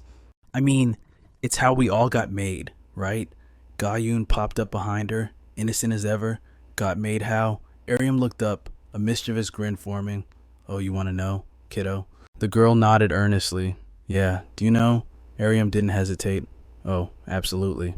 High time our little chick learned about the birds and the bees. Gaeun panicked, cold sweat dripping as she backpedaled. Wait, no, I don't want to know. Mom said knowing too much is bad for my brain. Arium licked her lips, her voice dropping into a sinister purr. You don't get to say no, sweetie. She reached out with grabby hands. Let Big Sis teach you every little detail. Gaeun frantically covered her ears. Stop! I said I don't want to hear it. Arium yanked the girl's hands away from her ears, making Gaeun yelp. Okay, I'm listening. On the other end of the line, JT and Yu-Bomb stood in silence, listening to the kids' desperate screams, Uncle JT, save me. Cut to the next day. The cherry blossoms were in full bloom. Inside, Arium was still dead to the world, buried deep in her dreams. She snoozed peacefully as sunlight streamed through the window. Suddenly, thundering footsteps echoed up the stairs. Gaeun burst through the door. Arium, wake up, it's happening, emergency. Arium cracked one bleary eye open. What? She buried her face back into the pillow. What the hell is it now? I'm exhausted. Stayed up all night doing research. Gaeun froze. Stayed up all night doing what? Arium shot her a look, implying that conversation from yesterday. Watching. You know, the videos. Gaeun grabbed her arm, dragging her out. Forget that. This is way more important. Arium yawned, stumbling along. Geez, did someone die? What's the rush? Moments later, Arium skidded to a halt. What's going on? She blinked, surprised to see JT, Yu-Bomb, and the egg gathered together. Why is everyone having a meeting? Yu-Bomb turned around, her eyes wide. She looked back at the shaking egg. Arium, I think Gyeol is hatching. Cracks began to spiderweb across the shell. Everyone held their breath, eyes glued to the miracle unfolding before them. A new life was coming. The last time JT saw a birth, the memory washed over him. It hadn't been beautiful like this. He remembered a trembling hand reaching out from the rubble. Please save my baby. His subordinate had shaken her head. It's too late, Captain. The mother clutched the infant, wailing in agony. He's not breathing. My baby isn't breathing. The soldier whispered grimly, I think it was stillborn. The environment is toxic. And the hospital was leveled. It was a hellscape. No doctors, no medicine, just death. JT thought he had buried those ghosts forever. Why were they clawing their way back now? Snap back to reality, Arium gasped. Oh, a tiny blue foot with white claws punched through the shell, followed by a pair of wet, clumsy wings.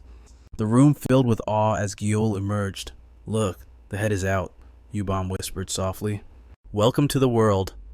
She looked at the soaking wet creature, who blinked back with a shy expression. Hello there, Jewel. U-Bomb quickly wrapped Jewel in a warm towel, drying her off with practiced ease. JT watched, impressed. You seem like a pro at this. Done it before? Where'd you learn that? She smiled. My mom used to do this. Usually, dragon mothers lick their babies clean. But a towel will have to do. She turned to him. Uncle JT, you want to hold her? He recoiled instantly. Absolutely not. Ga-Yun bounced up and down. Mimi, let me hold her. U-Bomb passed the bundle over gently. Careful. Her skin is very soft, so be gentle. Got it. Ga-Yun nuzzled her cheek against the baby dragon's. Oh my god. This is literally healing my soul.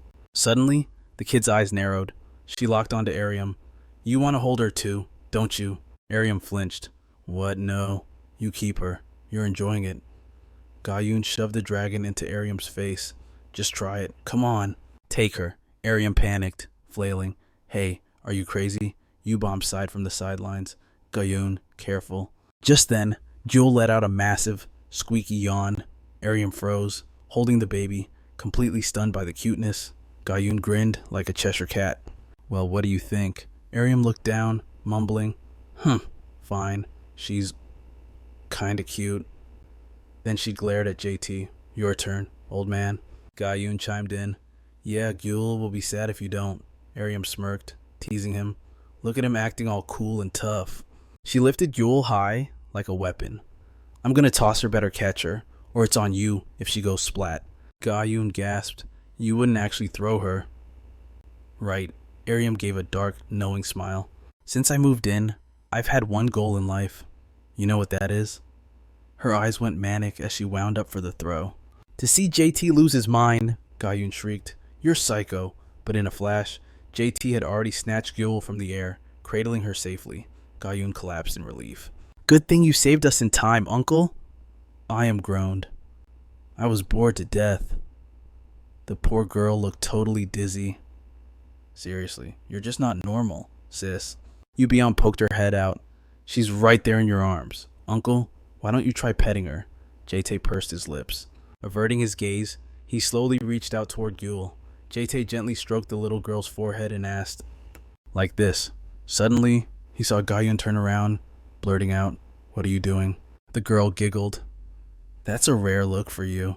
Uncle, we definitely need a picture of this. U-Bomb, holding a rose, suggested, Let's all take one together, then. Sure, Ga-Yun agreed. But what's the flower for? U-Bomb winked. It's for the photo, obviously. Immediately, the red rose was tucked behind JT's ear. A blue flower was placed on Jewel's, side by side. They actually looked pretty cute together. The other three beamed and chatted excitedly. Looks good, right? I didn't think he'd actually let us do it. Those flowers suit you both perfectly, JT urged them. Just hurry up. Ayam yelped as she was dragged into the frame. I have to do this too. This is so embarrassing. Oh, come on, U-Bomb coaxed. Ga-Yun raised her hand high, full of energy. Okay, taking it now. 1, 2. Moments later, a photo capturing everyone's smiling faces was printed out. While Jewel was drinking her milk, a voice spoke up. All right then. Jewel, are you ready? JT looked confused. What are you doing? U-Bomb patted the girl's head. Since the semester hasn't started, I'm going to teach her how to human morph using mana transfer. Mana transfer was a technique used to channel one's own magic into another person. It required touching foreheads to pass on the magic. Usually, the receiver suffered no side effects, but it drained the life force of the one giving the mana. He asked flatly, Are you sure about this? She lifted Jewel up to explain. She can't exactly go outside looking like this. Remembering the blue dragon's true form, U-Bomb continued, I am Ga-Yun, and I grew up in our homeland, so we learned naturally. She spoke slowly, but Jewel can't do that. Watching Jewel's mischievous expression, U-Bomb opened up. We grow up so fast. I want her to experience all the fun things she can before that happens. JT sat down on the sofa. Fine. If you need anything, call me. Hearing this, she clicked her tongue.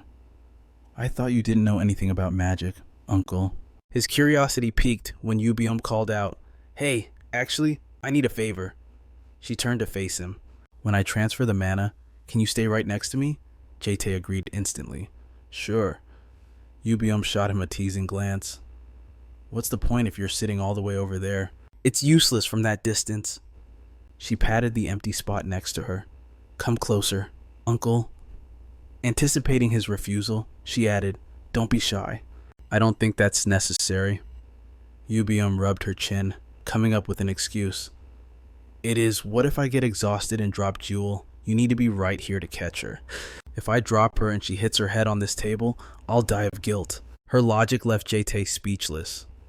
He let out a resigned sigh, looking clearly cornered. He sat down next to Yubium, keeping his gaze averted as he spoke. Fine. Just then, her shoulder brushed against his arm. Yubium's face turned bright red as she mumbled, hard. Jete turned to her, confused. What? She jumped, shrieking. I meant the sofa. It's really hard. He muttered. Strange. This is top quality leather. Yubium let out a dry cough, sweating bullets. She immediately pressed her forehead against Gyul's, channeling energy as she announced, All right, I'm starting. A few days later, in a luxurious modern villa, Yubium lay collapsed on the sofa, looking completely drained. It's over. Just then, Jete walked in, hands in his pockets. You worked hard. She managed a weak but excited smile. You must be tired too, uncle, standing there the whole time. Yubium stood up, sluggishly making her way toward her bedroom. I'm going to rest a bit. Make sure to feed Jewel and tuck her in. But as she walked, she stumbled. Wake me if you need. Yubium's eyes went wide as she lost her balance, falling backward, but Jete was faster, catching her in his arms. He looked down at her, his voice firm. I'll carry you to your room. Yubium's face flushed crimson. She averted her gaze, whispering, But isn't a Princess Carrie a little embarrassing? Jete, a bit stiff, but ignoring her protest, retorted, Still have energy to joke. Huh. Yubium, feeling shy, asked softly, Am I heavy? Jete answered without hesitation. You're light. Getting used to the position, she quickly teased him. Look at you, uncle. Who knew you could be so sweet? Sometime later, Yubium was fast asleep in her room. He walked past her door, glancing inside before quietly closing it. Suddenly, a sea blue gem began to glow. Jete whipped his head around, frowning deeply with suspicion. Did it succeed already? The light and power surged, growing more intense by the second. Jete stared at the sofa in anticipation. Suddenly, a little girl with long blue hair appeared. She looked up at him, curling into a ball, trembling slightly. Seeing her like that made him worry, awkwardly. Jete broke the silence. Hello there. The scene shifts to the exterior of a massive building, the regional police station. The captain walked out front, hands in his pockets, laughing gloatingly. That criminal syndicate was a target the superhuman investigation squad spent months hunting without a single lead. Yet you rounded them all up solo in the blink of an eye. Did you see the chief's face? The man looked like he was ready to die of sheer happiness. The team leader spins around, flashing a glittering credit card. My dearest Jitai, name your price. What are you craving? Tonight, I'm treating you to a massive feast. A colleague nearby immediately jumps in to tease him. Oh God. Captain, you're just going to expense it on the company card again, aren't you? The captain bursts out laughing. I meant the second round is on me. But suddenly, Jite cuts the celebration short. I have something to do, so I'll be heading out first. The captain rushes over, bewildered. You're ditching us again. You skipped the last party too. The female employee adjusts her glasses, eyes narrowing with suspicion. You've been leaving exactly on the dot lately. It's extremely fishy. Senior, did you get a girlfriend? But his denial is firm and instant. No! Jitai shoves his hands in his pockets and keeps walking. I'm off then. The captain dramatically reaches out, practically in tears.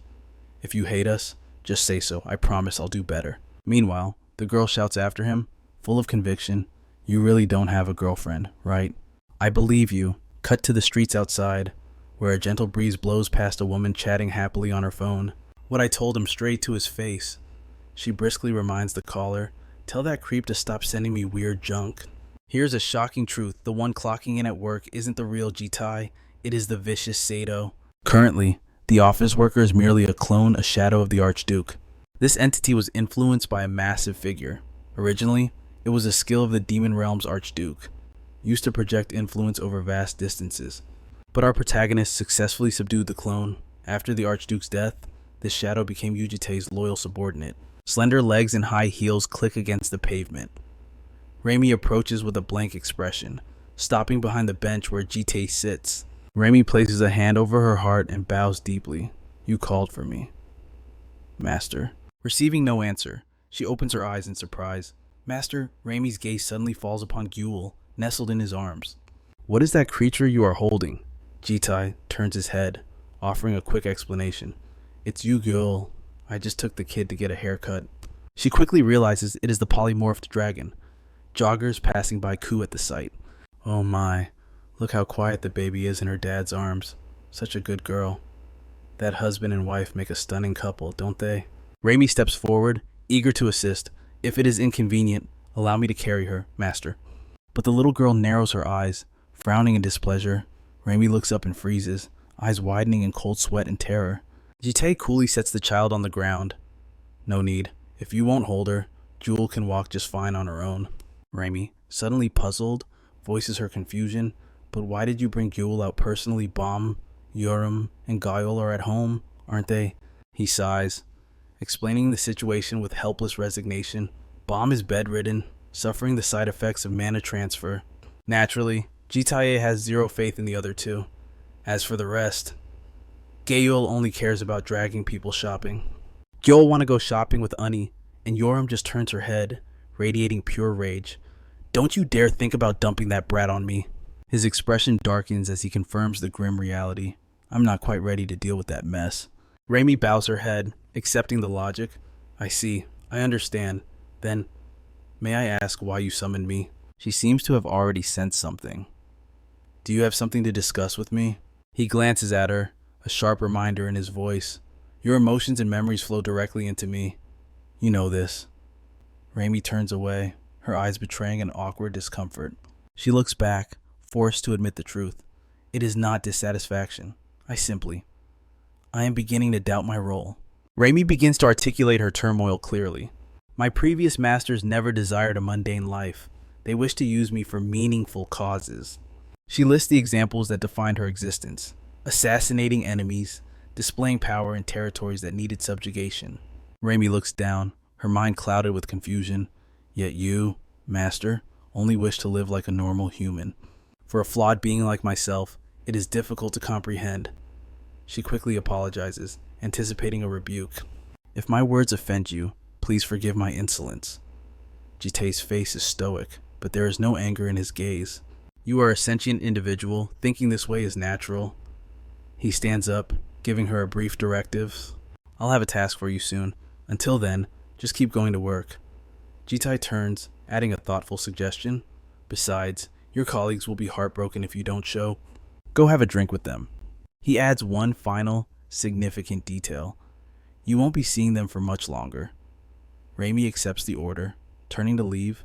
Understood, Master. He watched her walk away, eyes fixed on her retreating figure. Suddenly, a voice cut through the air, grabbing JT's attention. Oh, does my little sweetheart love that? A mother and daughter were giggling nearby, bonding over a plush teddy bear. If I'd known, I would have bought it ages ago. Mommy, you're the best. The little girl clutched an adorable panda plushie in her arms. Ghoul stared at them, eyes sparkling with pure envy.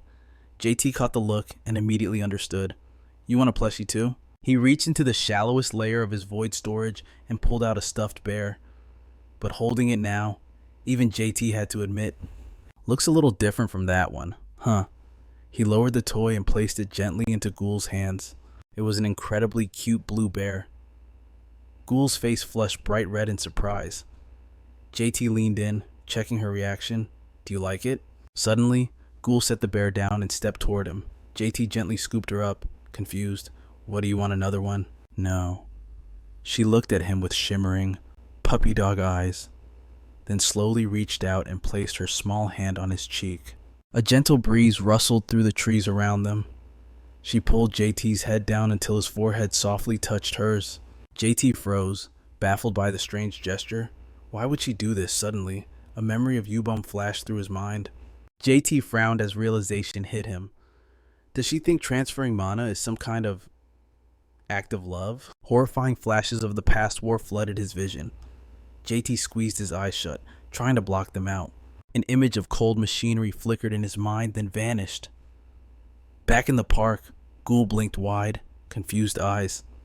JT just gave her a warm, affectionate smile. With one hand, Ghoul clutched the blue teddy bear's paw. With the other, she reached up to grab JT's hand. They walked together into the twilight, while he gazed up at the sky, lost in thought. The sunset painted the horizon in warm, golden hues. Suddenly, JT stopped in his tracks, stunned by a strange sensation. She's here. In the distance, Guyan was waving as she ran toward them. Uncle JT looked surprised. Where have you been? The girl beamed, eager to report. I just swung by the shopping mall for a bit. Ghoul looked dangerously cute in her human form. The two girls locked eyes, their faces flushing pink with excitement. Guyan grinned, figuring it out immediately. You got a present from Uncle? You're super happy, aren't you? JT glanced at her, skeptical. Can you read Ghoul's mind or something? The girl's face lit up as she gave a simple explanation. We're dragons. Uncle, we don't need mana. Just touching is enough to share all our thoughts and feelings. And forehead bumps are the most effective way. Afraid he didn't get it. Guyan made sure to emphasize the point. Simply put, it's our version of skinship to show affection. JT face-palmed, looking completely defeated.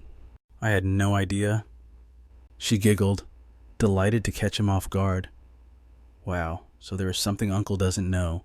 JT's eyes narrowed as something caught his attention. He gestured toward her back, curious.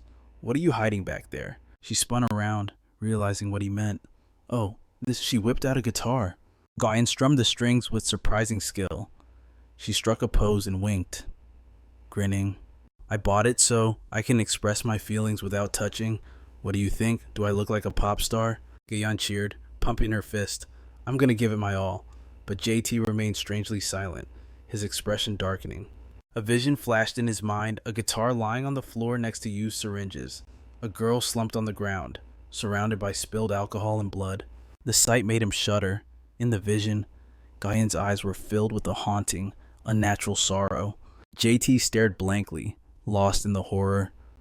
Suddenly, Guyan stopped playing and sighed, looking at her fingers. Ouch, my fingers hurt. JT spoke up sharply. Don't push yourself. He started walking away. Guyan scrambled to catch up, confused by a sudden mood shift. Huh, why? JT kept walking, tossing advice over his shoulder. Just take it easy. Okay. Guyan pouted, disappointed. But I want to do my best. JT cut her off, turning around. Has Yubom woken up yet? She sighed, trotting behind him. No, she's still sleeping. She has a pretty bad fever, too. JT nodded. He had expected this. She'd been transferring mana for days straight. It was no surprise she was exhausted. He pressed on, checking on the rest of the team.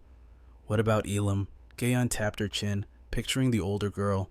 She groaned, rolling her eyes. She's been glued to the TV watching dramas all day. She won't even leave her room.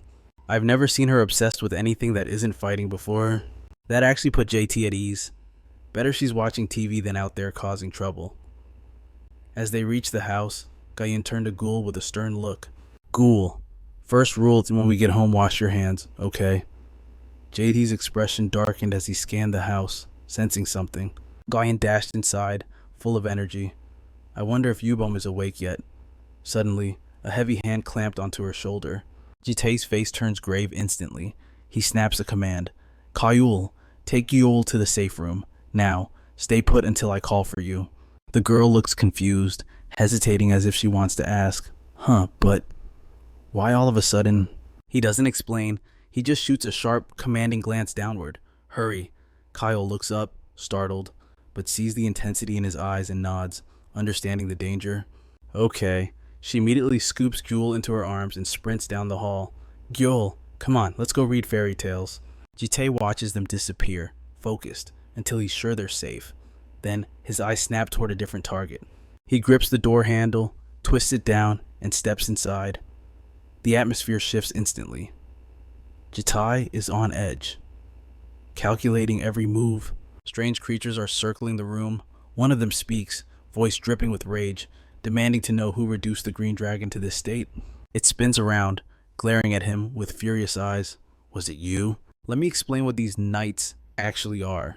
They are false guardians, powerful monsters or humans brainwashed by dragons using magic, chained by the neck, and turned into slave knights to guard their nests. They are ranked by power. The elites among them are tasked with a special mission escorting and guarding dragon hatchlings when they travel to other worlds. And the creature facing Jitai is exactly that type. On the bed. Bomb lies exhausted, her face pale and drained. Jitai glances at her and immediately grasps the situation. These things suspect he used some dark magic on the green dragon. Suddenly, one of the knights stomps the ground, shattering the floorboards. It roars a violent demand. Answer me. Are you the one who did this to the green dragon? Jitai stays ice cold. He fires back a question instead. You barge into someone's house without introducing yourselves, but the knight isn't intimidated.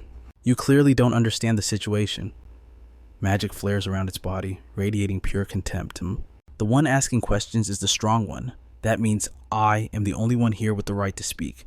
You are nothing but a lowly human. Jitai looks up, observing the energy. He has to admit, a guardian barrier spell. Your skill level is actually quite high. The knight steps forward, patience gone.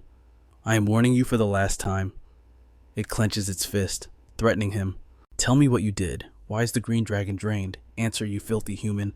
Jitai frowns, calm, but his voice booms. The blue dragon hatched. He explains the situation clearly.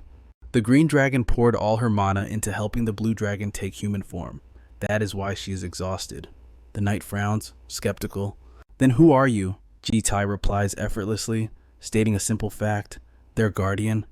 The creature scoffs, finding it hilarious. Guardian, don't make me laugh. It sneers, questioning him back. Do you even know what you claim to be guarding? Jitai looks dead serious. I do. And now, I have a question for you.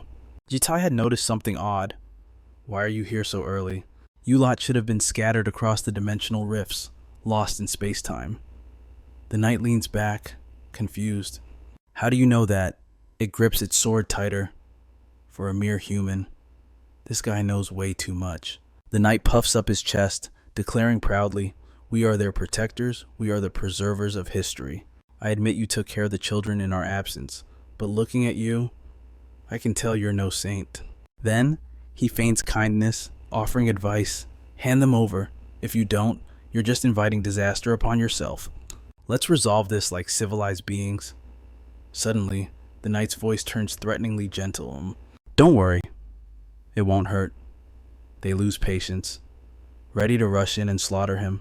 The knight swings his blade with lethal force, but Jitai effortlessly raises his own sword and blocks it. The creature's eyes go wide in shock. He blocked my strike that easily. Jitai doesn't hesitate. He triggers the invisible sword art and slashes horizontally in one fluid motion. The knight collapses. He feels a wave of shame washing over him, defeated in a single move. The others go berserk. They draw their weapons, roaring, "We will finish this lowlife. Just sit back and watch." The fallen knight panics, shouting a desperate warning. Wait, stop this human. He is far stronger than we thought. His eyes spin in confusion and fear, but it's too late. Jitai is already taking them all on solo. Blades flash in the air. In seconds, the squad of knights lies scattered and broken across the floor. The leader sits up, trembling with realization. Something is very wrong. A mere human who knows our secrets and actively guards the hatchlings. Regret floods his mind. I should have realized it sooner. He finally admits the terrifying truth. This man is a transcendental existence we should never have touched. Jitai walks slowly toward him. His face darkens as he lets out a heavy, frustrated sigh. Cha doesn't waste time repeating himself. I told you, we talk first. The creature steps back, clearly confused, and dares to ask a question. Does this entire world fall under your command? But he isn't in the mood for games. He cuts it off sharply. Answer me first. The dimension should have collapsed. How are you lot still breathing? The knight stares up at him for a moment before bowing its head low, admitting the truth. It was all due to spatial distortion. It quickly recounts the bizarre anomaly. Our master opened a spatial gate, one connecting the ancestor dragon to this world. But something went wrong, the dimension distorted, and we were violently ejected across the boundary. The knights were cast out of the void. JT shoves his hands into his pockets, his voice demanding more details. Be specific. Tell me about this spatial distortion. The creature lowers its hand, tracing jagged lines on the floor. I don't know much, but my master spoke of something called the Horizon of Destiny. Dark purple energy flickers at its fingertips. It begins to break down exactly what happened in detail. Master said the distortion was a side effect. Power radiating from the Horizon of Destiny. Other dimensions began to destabilize around it. Jaw frowns, a cold knot forming in his stomach. Something is very wrong here. In all his previous regressions, he never heard an explanation like that or witnessed such spatial chaos. He calmly dissects the information, hunting for an answer. And what the hell is the Horizon of Destiny? I've never heard of such a concept. Not even once. He thinks deeply, analyzing every variable. Come to think of it, this timeline has deviated significantly from the others. Especially the Green Dragon's guardians coming to find me. That has never happened before. JT glances back, pressing the interrogation. So, what does this horizon have to do with your arrival? Did it help you cross over? The knight immediately clarifies. Not exactly. It was a will from beyond the Horizon of Destiny that guided us here. That strikes a nerve. He narrows his eyes. A will. Yes. A conscious entity that showed us the way. Following it to gather the remaining guardians. That is how I discovered the location of the hatchlings. But that's not enough for Jake. Caught. He can't jump to conclusions yet. I need to verify this. Suddenly, JT slams his hand onto the creature's head. He leans in close, his voice booming. Look into my eyes. JT's pupils shift, revealing the image of the scales of justice, the eye of balance, rank SS, one of the 8 great authorities stolen from the Grand Duke. These eyes distinguish good from evil, truth from lies, and right now, he's searching for the only thing that matters. The truth. JT squeezes his eyes shut, processing the feedback. You're not lying. He abruptly pulls his hand back. I thought I eliminated every possible threat to the world to prevent anomalies like this. JT grits his teeth, his body trembling with suppressed rage. I checked the dimensional stability countless times. So why is something completely new appearing now? Suddenly, the knight speaks up again. About the will of the horizon. The creature hesitates, voicing a strange thought. It didn't feel right. It felt cursed. The knight touches its chest, offering a theory. Perhaps I sensed it because my core is forged from the Green Dragon's power. JT's frown deepens. Without warning, he thrusts his hand forward, plunging it straight into the creature's chest. His fingers clamp around something inside. The knight throws its head back, screaming in agony. JT ruthlessly yanks the object out, flinging Gore aside. He stares at it, his eyes narrowing with suspicion.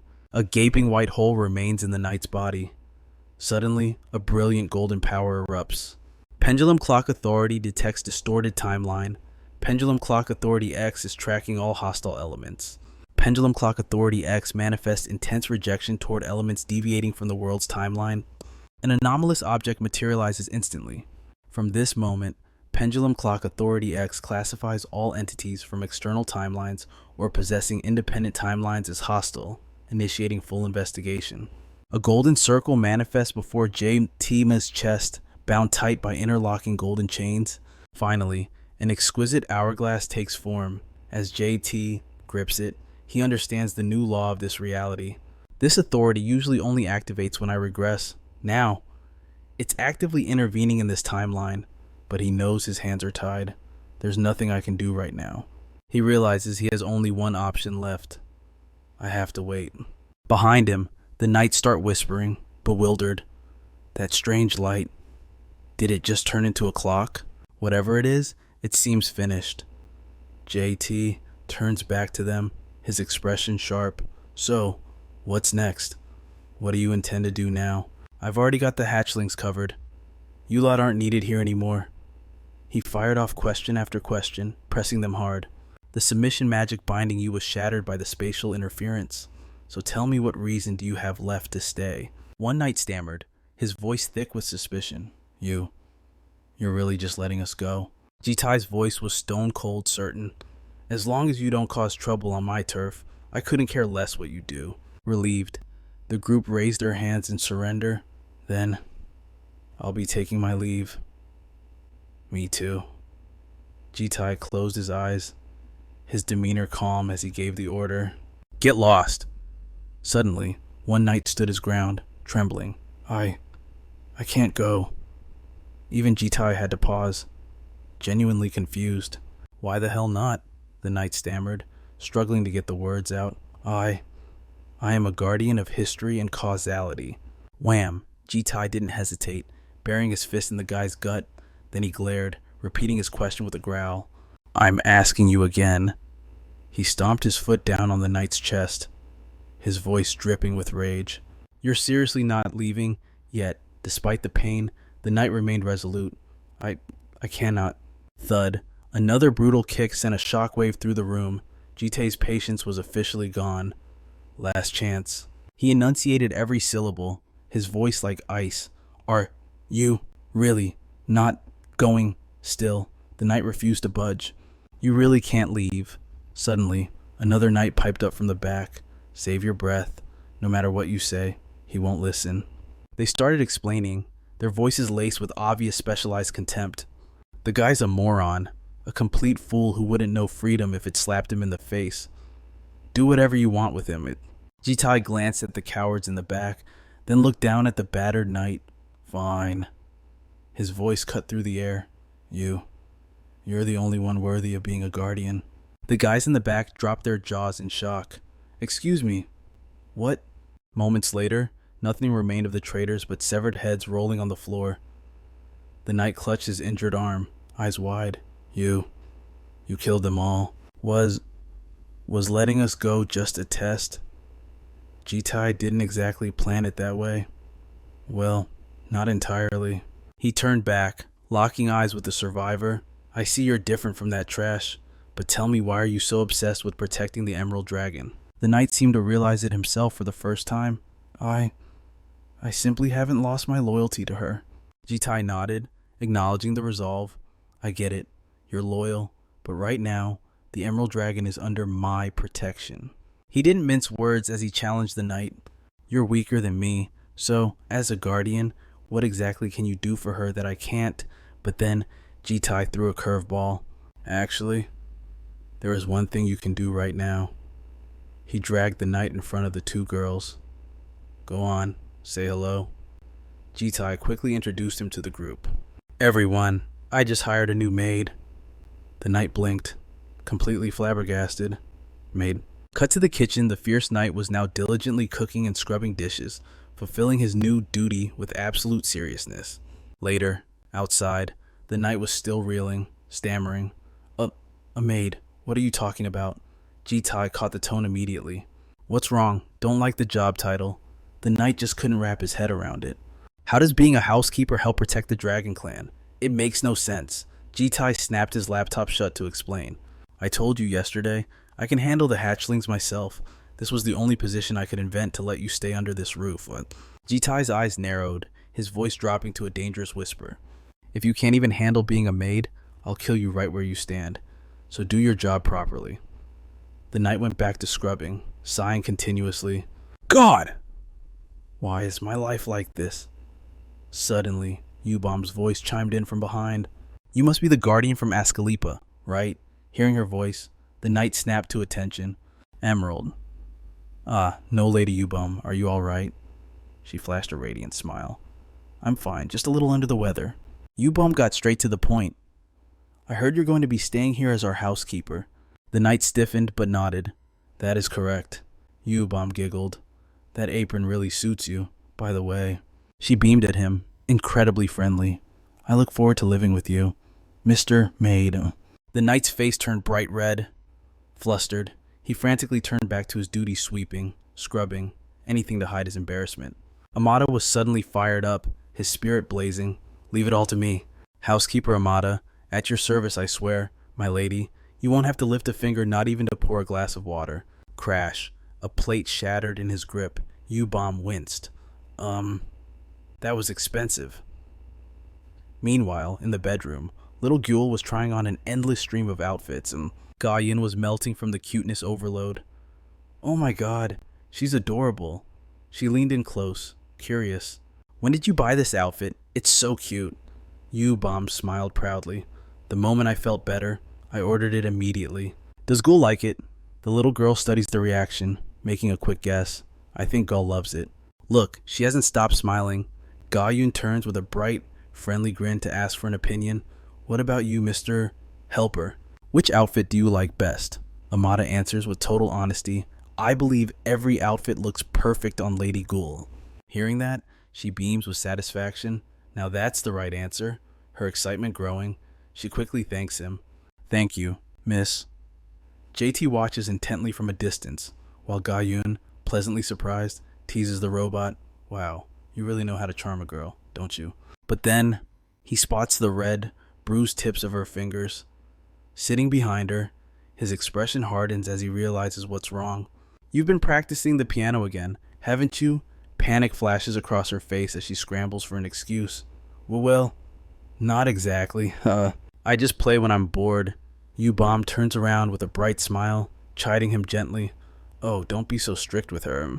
Ga-Yun just loves playing. Realizing they've misunderstood his concern, JT quickly corrects them. That's not what I meant. Suddenly, something feels off. Wait, I haven't seen Elam all day. Is she still locked in her room watching movies? Likely so. A voice agrees from behind. That sounds about right. Amada steps in to report the earlier situation. I attempted to clean Lady Elam's room, but I was promptly kicked out. The robot also senses something is amiss. I am concerned. Her complexion appeared quite dreadful, completely pale. He mimics the interaction. Lady Elam, get out now. But Elam had just coldly shooed the walking scrap metal away. U-Bomb gives an awkward laugh, offering her own theory. She probably just pulled another all-nighter binge-watching shows. JT narrows his eyes, sensing something's wrong. He heads straight for her room to investigate. As the door opens, JT's expression shifts. The room is a disaster zone, littered with empty beer cans. And there's a pile of strange, ancient-looking cigarettes. Elam sits amidst the mess, smoking. She spits the butt out, her voice dripping with annoyance. What do you want? JT answers calmly, unfazed by her attitude. Just checking to see if you were still alive. Suddenly, a determined voice booms from the TV screen. For our beloved motherland, JT turns, surprised by the choice of entertainment. You're actually watching this? Elam confirms with a nod, then shoots back a question. Have you seen it, old man? He answers immediately. No. Elam gives a lazy review, clearly unimpressed. It's got like 7 parts or something. But the plot is trash and the history is completely wrong. Hands in his pockets. JT offers a blunt solution. Then turn it off. She rolls her eyes, dripping with sarcasm. Wow, you're a regular genius, aren't you? JT ignores the jab, turning to leave with a sudden command. Come out here. We need to talk. Once everyone is gathered in the living room, he drops the bomb. Today, we are doing a total house cleanup. Elam groans, looking like her soul just left her body. Ha, cleanup. Ga-Yun looks equally horrified, confused. Why do we have to do that all of a sudden? JT sternly explains the reason as he starts assigning tasks. You might not be human, but as long as you live on Earth, you'll live like humans. Elam, Ga-Yun, I'm talking to you two specifically. Your rooms are absolutely filthy. Ga-Yun's jaw drops, and she shouts back in accusation. Hey, when did you sneak into my room? My mom said you can never just barge into a dragon's lair. JT stays perfectly calm, countering with his own question. Did she also tell you to clean it once in a while? Ga-Yun stammers, panic setting in as she tries to deflect. That's not the point. JT cuts off the debate, issuing the final order. Bottom line, the helper handles the living room and kitchen. You two clean your own rooms. Elam stands up, picking her nose in protest. This is ridiculous. We have a helper robot. Let him do it. Why should I lift a finger?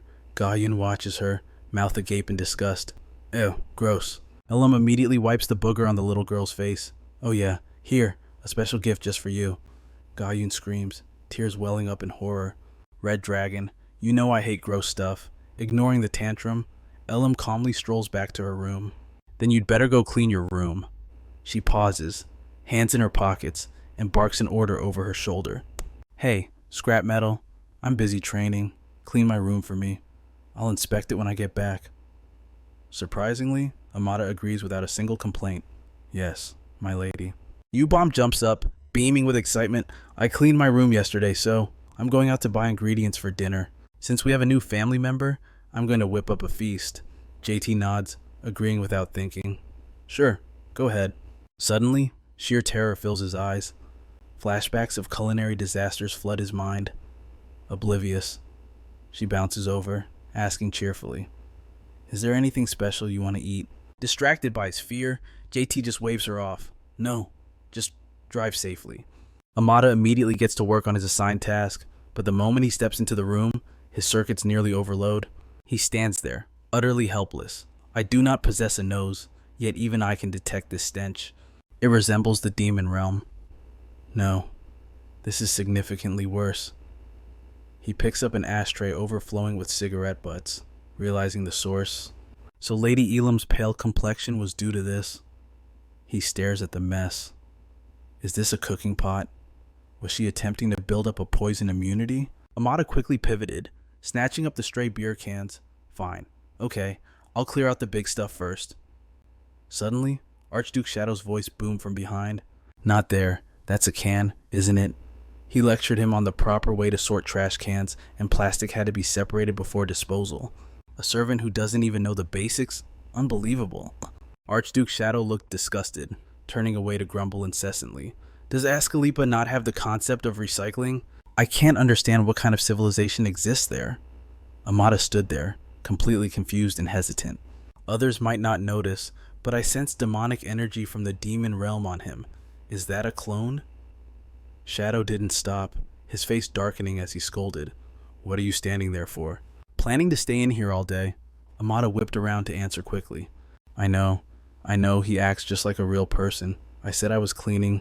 Suddenly, JT walked in, looking puzzled. What are you two doing? Archduke Shadow turned around, instantly recognizing him. You've arrived, master, he declared confidently, sounding almost benevolent. I am educating this servant because his work is absolutely slop. Amada shook with rage hearing that. That bastard succubus backed by the Count. But JT didn't hesitate, immediately barking out an order. Stop standing there. You help him clean. I called you here because I saw he couldn't handle this room alone. That made Archduke Shadow freeze in shock. Excuse me. Meanwhile, Yirim was endlessly lifting weights. U-Bomb had gone to the supermarket for groceries as planned, and Ga-Yun was obediently cleaning her room. The two men finally had to join forces to clean the room. The sky outside shifted from gold to the deep hues of twilight. A while later, Archduke Shadow approached to report the situation. I have finished cleaning everything, master. J.T. nodded, clearly satisfied. Good work. He turned his laptop around, quickly briefing him. This is where you're being transferred. Shadow glanced at the map and recognized it immediately. Moscow, the capital of Russia, I understand. J.T. continued to summarize the situation. A demon organization called the Shadowless is researching a transcendence-grade demon species there. Then, he hurried him with a direct command. Wrap up your police work this week and head to Russia immediately. JT frowned, emphasizing the critical mission. Once there, find Prototype X1, a commander-grade demon of the Transcendence type. Archduke Shadow accepted the order, shouting his acknowledgement. Understood, I will prepare at once. U-Bomb walked into the house, brimming with excitement. I'm back. Amada had been waiting respectfully for some time. Welcome back, milady. Ga-Yun turned to look at the grocery bags, surprised. You bought so much. She quickly explained her reasoning. Since our household is bigger now, I plan to cook a bit more. Archduke Shadow saw this and moved to leave. Lady U-Bomb has returned. I shall take my leave. Suddenly, JD grabbed his shoulder, holding him back. Wait. His face went dark as he whispered the order. Swap clothes with me. A feast was soon prepared. U-Bomb praised the food and invited everyone to eat. Ga-yun looked at the dishes with pure delight. This soup tastes just like the one I had in Ascalepa. Even the picky Yirim had to admit it. Not bad. Ga-yun widened her eyes, filled with hope. I wish the servant uncle could eat with us too. Yirim shouted, annoyed, to remind her. That thing doesn't even have a mouth. Stop being stupid. Archduke Shadow was sitting at the dining table, acting as a stand-in for J.T. Master. Psah. It was only then that he stunned realized the truth. Did you call me here just for this? Scene shift to a dark, filthy place in an abandoned industrial complex nearby. Scattered around were people writhing in pain on the ground. One man gritted his teeth, cursing furiously. You bastard! He struggled violently, shouting threats. You think you can get away with this? A lowly human like you dares to do this to me? He continued to threaten arrogantly. If you knew who backs me, you'd be on your knees begging right now. But J.T. replied with calm certainty. I know perfectly well. He didn't hesitate to drop a familiar name. Professor Wyon of the Blue Dragon Academy. J.T. grabbed the man's hair, yanking his head back as he emphasized coldly. More accurately, he's a demon from the Shadowless organization, isn't he? He quickly pressed for information. Wyon is plotting something, right? What is he planning? Once again, JT's eyes manifested the scales of justice. Lying is useless. Eye of balance, rank SS. The man finally gave up in despair. I don't know the details, but he quickly confessed what he knew. In 3 months, if successful, he might be chosen. JT grew suspicious and asked immediately, You mean chosen for a seat? The man confirmed it. Correct. To clarify the concept, a seat is a position reserved for the 4 selected demons of the Shadowless organization. Normally, these demons operate independently, but the one who sits on a seat will command an entire army, commanding his own legion and wielding power on par with the Calamity, the supreme rank, towering over every other Majin. Jite sinks into thought, suspicion brewing. It doesn't add up. In all his past lives, one never once ascended to the throne. Furthermore, right now, he shouldn't have the power to scheme on this scale. Suddenly, Jite spots a familiar hourglass. Sharp as ever, he immediately puts it to use. He activates the authority of the Pendulum Clock X, track all hostile elements. The clock reacts violently, rejecting anything that deviates from the world's natural timeline. The target is locked. Majin 1. A wave of irritation and weariness washes over Jite. An outsider, someone removed from the timeline, fueled by a grudge against regression itself, has meddled with this life cycle. One exists as a patchwork of the most perfect fragments from countless past loops, completely detached from the flow of regression. First the Dragon's Guardians, and now one. This guy can interfere with absolutely anything connected to Jite. Suddenly, one shouts out, desperate to strike a deal. That's everything I know. But if you spare me, I can help you dig up more intel. I can be useful. He's frantically rambling, trying to justify his existence. I have a sick mother waiting at home. I swear I won't betray you. Please. Jite takes his head before he can finish. Jite ends him effortlessly. In the blink of an eye, it's over. His eyes glow with cold intensity as he reiterates, I told you already, your lies don't work on me. But even so, Jite remains firm in his original judgment. Even if you were telling the truth, you still had to die. He unleashes a technique to obliterate the area, wiping every trace of evidence. The scene shifts from destruction to a bright, peaceful fountain outside. Jite walks down the street, deep in thought. If their plan was strong enough to put a nobody like Wan on the throne, the scale must be massive. It likely involves the upcoming festival. Wan had been strangely enthusiastic when he made that suggestion earlier. We want you to represent the Academy at the year-end gala. Jite frowns as the pieces click together. The year-end gala. That's where they plan to strike. Suddenly, a cheerful voice interrupts his brooding. Oh my gosh, she is so cute. Jite turns toward a park bench, where a group of girls are gushing over a child. I've never seen such an adorable kid. What's her name? Yu-Bom, sitting next to the child, looks a bit flustered as she answers. Her name is Yu-Gyo-ul. The girls squeal with delight. Even her name is pretty. It matches her hair perfectly. How old are you? Gyo-ul. Just then, Gyo-ul looks up and spots him. Uncle Jite steps in, his gaze sharp and cold as he addresses the strangers. Is there a problem with the child? The girls freeze. jaws dropping in fear at his intensity. No, nothing at all. Yubum turns to him, puzzled. I haven't seen you all day. Uncle, where have you been? He sits down on the bench, keeping it vague. Just had some business to take care of. He glances at her, curious. Why are you out here with Gyo-ul anyway? Yubum smiles, explaining brightly. I've been sick lately, so I haven't been able to spend much time with Gyo-ul. Plus, she adds, her voice softening, school starts tomorrow. I'm worried I won't have as much time to be with her once classes begin. Yubum flashes a beaming smile, glancing at Jae-tae, who is still staring off into the distance, oblivious to her teasing intent. She leans in, eyes twinkling. You know what's sitting here like this? We look just like a real family. Don't you think? She giggles, assigning roles. Gyo-ul is your daughter, and I'm the mom. She watches Gyo-ul playing nearby, her eyes sparkling, before turning back to Jae-tae to deliver the punchline. And that makes you and me. She pauses, but Jae-tae's face remains stony and serious. Seeing his lack of reaction, Yubum bursts into amused laughter. She slaps his shoulder playfully. I'm just kidding. Why are you always so serious? Annoyed, he grumbles. If you're going to talk nonsense, just go home. Ignoring her, Jae-tae walks over and picks Gyo-ul up. Did you have fun today? Yubum watches from behind, a warm, affectionate smile gracing her lips. The rest of the day passes in sweet, peaceful bliss. The next morning brings a sea of uniforms. Students flood the streets, crossing the road in droves as the new semester begins. The campus is bustling with activity. Gayan rushes in, a slice of toast hanging from her mouth, absolutely buzzing with energy. I finally get to go to school. She runs up to Yubum, eyes wide. What classes are you taking? Honey, I hope we have some together. Yubum turns and rattles off her schedule. I've got superhuman humanities, magic theory, and sociology. She pauses, noticing the toast still clamped in Gayan's teeth. Wait, Gayan, why are you running around with that bread in your mouth? Didn't you already eat breakfast at home? Gayan's face lights up with a smug, knowing look. Honey, you just don't get it.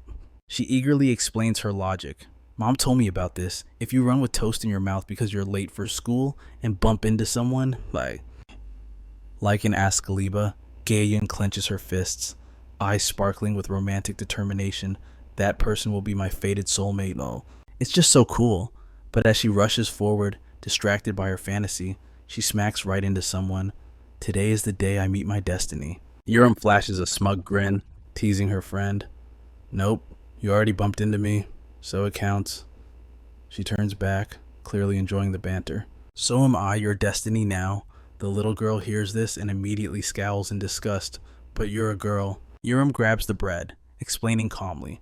So what I've seen American movies, girls can do whatever they want with each other. Gayan panics as her bread is snatched away, trying to grab it back. Hey, my bread. Suddenly, she remembers something and asks, by the way, where did that guy go this morning? Didn't he say he'd come watch us train? Yubum knows the answer and explains clearly. Uncle said he had to stop by the academy office to check some information.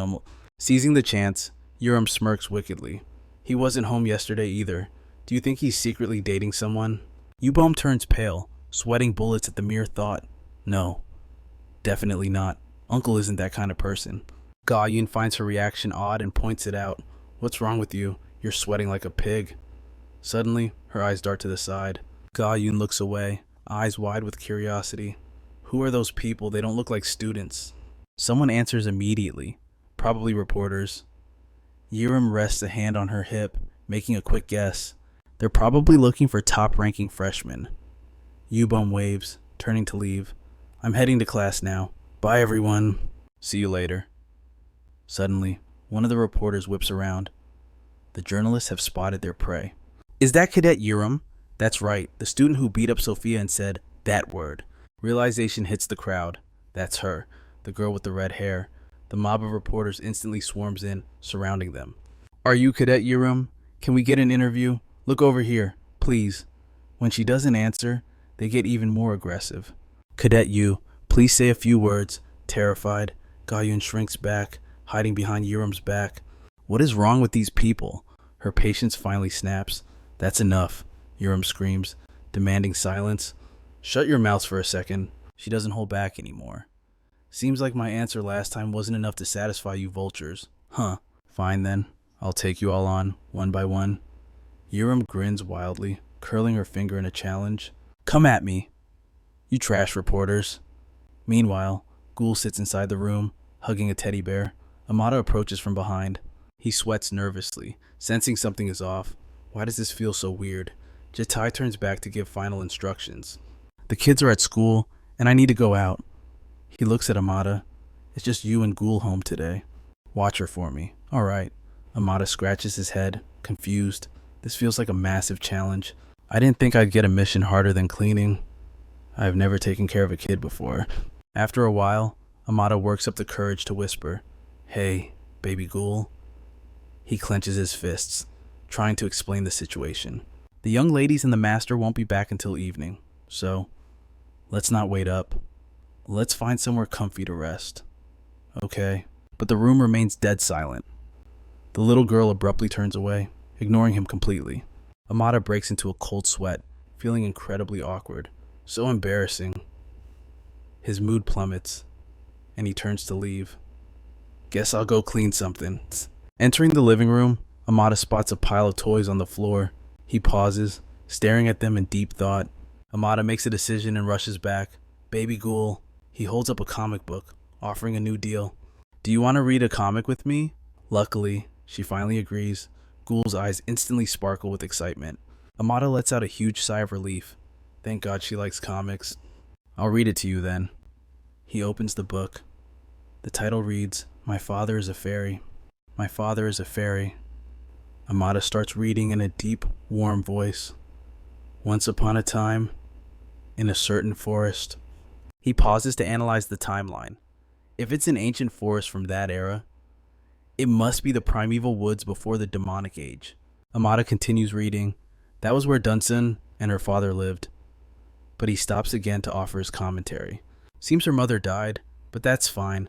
Having a dad is lucky enough. Back then, having even one surviving parent was a miracle. Then, Amada goes back to reading the actual story. Before bed, Dunson's father always told her stories of the old days. Amada immediately interrupts himself. Interesting. Those old stories.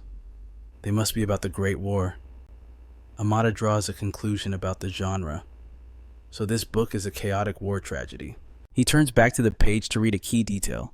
One morning, Dunson woke up and found her father was gone. Amada doesn't finish the thought, interjecting again. Did he go find her a new mom? Back then, snatching female prisoners of war for wives was common. Dunson must be thrilled. She's getting a stepmom. He slowly turns to the little girl to summarize his dark logic. Basically, Dunson is, Ghoul's face went completely dark. Amada, panic rising, couldn't stop asking questions. Hon, what is it, baby go? Oh no. Does the baby not like this? But the little girl just pointed a shaking finger toward the cabinet. He didn't understand, but he walked over to check anyway. Amada sank into the corner, falling into a terrified silence. The scene shifts to the street outside. A luxury car speeds toward the location. A sleek leg steps out. Every male student freezes, heads turning to gawk at a stunning girl with striking purple hair, casually touching up her makeup as she walks. Her name is Gong Do-hee. She's a direct descendant of the Gong clan, one of the top 3 swordsmanship families in Korea. But honestly, she's way more interested in beauty routines than swinging a sword. Checking her reflection, she whines. Ugh, seriously? Sword training made me sweat like a pig. My foundation is totally ruined. Do-hye snaps her compact shut, finally noticing the crowd. She blinks in surprise. Whoa, why are there so many reporters here? Don't tell me they're all waiting for me. She crosses her arms and lets out a dramatic sigh. Secretary Kim, you know I hate being the center of attention. Go get rid of them. But the secretary raises a hand, looking awkward. Actually, I don't think they're here for you. Miss. Excuse me, that stings. Do-hye pushes through the wall of reporters, annoyed. Then who on earth are they here for? Her jaw drops as she spots the real target. 2 people stand there, and she can't help but gasp. Wow. They're gorgeous. Ga-yin turns her head, looking totally embarrassed. Ariam, why? Why is that guy acting as your chair? She screams back, flustered. I don't know. He wanted to do it. Ariam looks down at the guy underneath her. You good down there? Don't blame me if your back snaps later, buddy. Even though the guy's whole body is trembling, he manages a creepy smile. Of course, it's an honor. I'm your biggest fan. Hearing that just makes Ariam's skin crawl. A fan. What the hell is wrong with you? A reporter cuts in, shoving a mic forward. Cadet IU Ariam, let's start the interview. Ariam crosses her arms, radiating pure arrogance. Line up properly. If you don't ask an order, I'm walking inside right now. 1 question per person. Make it quick. She points lazily at the crowd. You, the guy in the hat, start. The reporter blinks, caught off guard. Oh, Cadet Ariam. Hello, I'm reporting from... Ariam cuts him off instantly. Too long. Next. The guy jumps, totally confused. Huh. But I didn't even ask my... Another reporter shoves a mic in her face before he can finish. This is C.T. Frank, you've become a massive topic in the superhuman world lately. How do you feel about the fame? Ariam doesn't even hesitate. It's annoying. Next. Another mic is thrust forward immediately. Did you know people have started a fan club for you? Any words for your supporters? The guy kneeling on the ground, the human chair perks up, eyes shining. Please. It would mean the world to us. So that's his deal. This guy, Henry, he's really a fan. Ariam grinds her teeth, looking down at him with pure disgust. You sick creeps. Suddenly, a loud voice cuts through the noise. I'm P.O. Gang Ho from the Gasson Daily. The man wipes sweat from his forehead and thrusts his mic forward. Please explain the meaning of that specific word you shouted at the Blue Dragon Academy interview hall. Ariam rubs her nose, visibly irritated. You already know what it means, so why ask, is your brain that tiny? Next. But Gang Ho refuses to back down. Please don't dodge the question. Can you explain it clearly? Out of all the words in the world, why did you choose that specific one? He keeps smiling, pushy and persistent. Is there a hidden mess? Ariam snaps. She screams, Hey, you Mr. Reporter. She leans in close, licking her lips with a dangerous, mocking look in her eyes. You want to sleep with me? Is that it? Gang Ho breaks into a cold sweat. Well, what are you saying? You can't joke like that. Ariam's face goes dead serious. Oh, so you know I'm joking. If you know, then why are you obsessing over every single word I say? He forces a stiff smile, doubling down. You're young, so you don't understand how this works. It's simply our job as reporters. Gang Ho pushes the mic closer, his voice hard. Just give me a serious answer so I can write my article. That snaps her last nerve. She grabs him by the collar. Listen here, my patience has a limit, and you just crossed it. Ga-yun, sensing disaster, rushes up behind her. Ariam, just ignore him. Let's just go inside, please. Cameras flash, capturing Ariam's furious face. Gang Ho grins, showing his teeth. Perfect. Everything is going exactly according to plan. That's it. Keep looking like a villain. My views are going to explode. But he's not done yet. He wants more. I need to push her over the edge. If you keep acting like a thug, I'll have to write the article based on my interpretation. Gang Ho leans in, whispering a toxic headline. How about lovely Cadet Ariam begs for sex with reporter right in front of the school gate? Ariam's fist clenches so hard it trembles. Her voice is low and dangerous. Fine, write whatever the hell you want. She raises her fist, eyes burning with murderous intent. But I'm gonna kill you before you type a single letter. Ga-yun panics the moment she sees the situation. Big sister Ariam. But a hand suddenly rises, blocking her path. It's none other than J.T. Looking sharp in a full suit. Ga-yun breathes a sigh of relief, beaming with a bright smile. You really have perfect timing, Uncle. He turns back, his face twisted in annoyance. Are you causing trouble the second you get to school? Ariam stubbornly digs in her heels. It wasn't my fault, it was that fat sow. But in a blink, she's hoisted up upside down. She pounds her fists on his back, struggling. What the hell are you doing? Put me down right now. J.T. turns to the mob of reporters, his voice cold. The interview ends here. His eyes widen, menacingly threatening the crowd. Don't you dare publish a single word of this. A terrifying aura explodes from him as he stomps his foot, crushing the pavement. The pressure is so intense that the lenses of his glasses shatter as he grinds his teeth. Ariam stares at him, completely dumbfounded. He marches forward, barking at the students. Move it unless you want to be late on your very first day. Ga-yun excitedly scampers after him. Yes, sir. Doohy is left standing there, eyes wide and sweating bullets. Did you see that just now? The man behind him speaks up, voice tense. I need to investigate which clan that brat belongs to. But his companion is focused on something else entirely. That blonde girl. Her chest is absolutely massive, eh? The scene shifts to a large lecture hall. Professor Kai holds up a blade, introducing himself. It is a pleasure to meet you all. I am Professor Kai, in charge of sword arts. He gets straight to the point.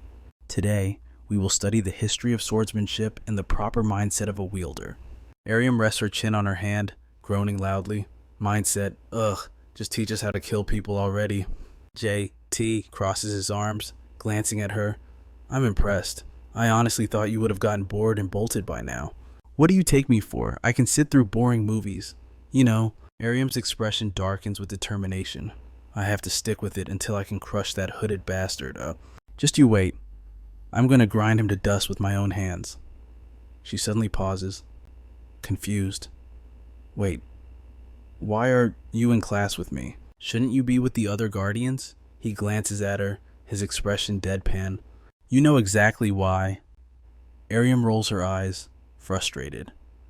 Come on, I haven't caused any trouble. I've been an angel lately. J.T. immediately hits her with sarcasm. Did you already forget you almost smashed that reporter's face in 5 minutes ago? She curses under her breath, furious that he's right. She bumps his shoulder hard. That pig started it. Even you wouldn't have been able to hold back. He ignores her excuse, annoyed. Don't lean on me. It's hot. She ignores him, wrapping her arm around his anyway. What's the matter? Don't men usually go crazy for this kind of touch? Are you shy? JT responds with total silence. Ariam puffs out her cheeks, defeated. She slumps onto the desk, whining. So boring. J.T. keeps his focus forward. Studying is always boring. Ariam groans, her frustration peaking. I'm not talking about school. She tilts her head, looking at him accusingly. If you're going to kidnap someone, you should at least make it interesting. She thinks back to when they first met. You looked so unhinged back then. Your eyes were wide and crazy. I thought my days would be filled with non-stop thrills. She lays her head on the table, exhausted. I didn't sign up for this happy little family roleplay. J.T. maintains his serious facade. It's only the first day and it's already plenty stimulating. Ariam snaps, screaming at him. Not that kind of stimulation. I'm talking about fighting, killing, drinking booze after a victory. That's the stuff I like. Suddenly, Professor Kai appears behind them. My, causing a ruckus in the middle of class. His eyes widen with amusement. I have an excellent solution for cases like this. He smiles. You and your guardian will stay for detention after school, and later, inside the equipment shed, Ariam aggressively polishes a rusty sword, fuming. Her face turns red with rage. Son of a bitch! She hurls the sword to the ground. Damn it, the more I think about it, the pissier I get. Why do I have to scrub this junk? I'd rather take a beating. JT calmly reprimands her. Stop whining and scrub. Her eyes light up with an idea. Hey, let's just call the maid to come do this. He shuts it down immediately. No, besides, he actually enjoys cleaning. JT suddenly pauses. Wait, who is watching Gule? Ariam grinds her teeth. That useless little green thing can't do anything right. Suddenly she remembers something and turns to him. By the way, I have a question. Did you actually go to school when you were a kid?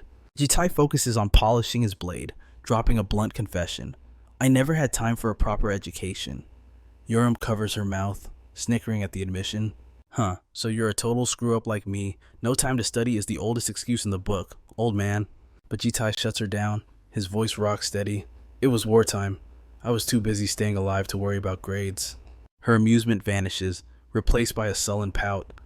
Are you kidding me? If that's your excuse, then what the hell does that make me? Yoram turns back, studying his face intently. She presses on, genuinely curious now. Is your life actually fun? Your eyes look dead inside. Not really. He answers flatly. She squats down, peering at him. Then why do you look so damn bored with existence? If I were as strong as you, I wouldn't live such a dull life. Then it clicks. Wait, is that it? You're too overpowered, so nothing gives you a thrill anymore? Jite glances down, offering a simple, heavy explanation. Life goes on. I can't just quit. She snorts, not buying the deep act. Wow, you sound like an edgy teenager trying to be cool. Heh. He refuses to take the bait. Enough chatter. Just keep cleaning. Night falls. The scene shifts back to their house, where the group hangs out in the living room. Yoram fiddles with a Rubik's Cube, frustrated. So once it's done, I just twist it like this to match the sides, right? Behind her, Amada the cleaning bot buzzes back and forth, diligently scrubbing the floor. Suddenly, she snaps. She hurls the cube across the room in a fit of rage. "Hey, you walking pile of scrap, stop hovering," she screams. "I can't focus." Amada recoils, rolling backward in panic. "Apologies, mistress." Yoram slumps onto the sofa, groaning loudly. Ugh, God, everything is so useless. Bomb glances over, concerned but cautious. "You seem extra cranky today. Is this about those reporters from this morning?" Yoram stares at the ceiling, admitting defeat. "A little, but mostly, I'm just bored out of my mind. Haven't had a good fight in ages." Suddenly, Yoram calls out, "Hey, Bomb!" Bomb turns around, her expression shifting in surprise. "Did you just use my actual name?" Bomb rushes over, genuinely worried. "Yoram, you okay? Are you sick? Do we need a hospital?" Yoram sits up, bristling with irritation. "What would you prefer, hey you or Greenie?" She sighs, letting the anger deflate as she leans back on her hands. "Forget it. That's not important." Yoram looks thoughtful, dropping a heavy question. "What do you live for?" The others freeze, staring at her intensely. Bomb leans in, whispering to the little one. "Gayon, I think our Yoram finally hit puberty." Yoram jumps up, shouting a warning. "I heard that, you grass-headed idiot. Don't act like you know everything." She flops back down, recounting her earlier conversation. "I asked Jitai that question earlier. What do you live for? And you know what he said?" She deepens her voice, mocking his stoic tone.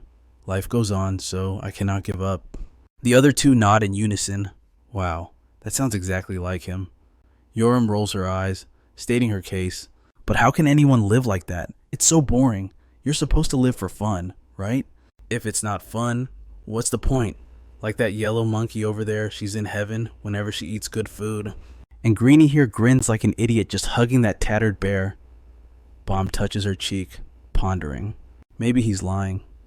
Everyone has something they like, right? Yoram pauses, realizing something. "You're a lot like him, you know." Bomb blinks, surprised. "Me, in what way?" Yoram laughs, pointing a finger. "You're both impossible to read and super boring." Bomb falls silent, thoughtful. "Really?" Yoram asks, shifting gears. "So, what do you think would actually make him happy?" Bomb raises a finger, eyes lighting up. "Oh, there is one thing." Yoram leans in, instantly curious. "What?" Bomb grins, mischievously. "Did you know our uncle gets embarrassed really easily?" Yoram scoffs, not buying it for a second. "Bullshit. The guy is a cold-blooded statue."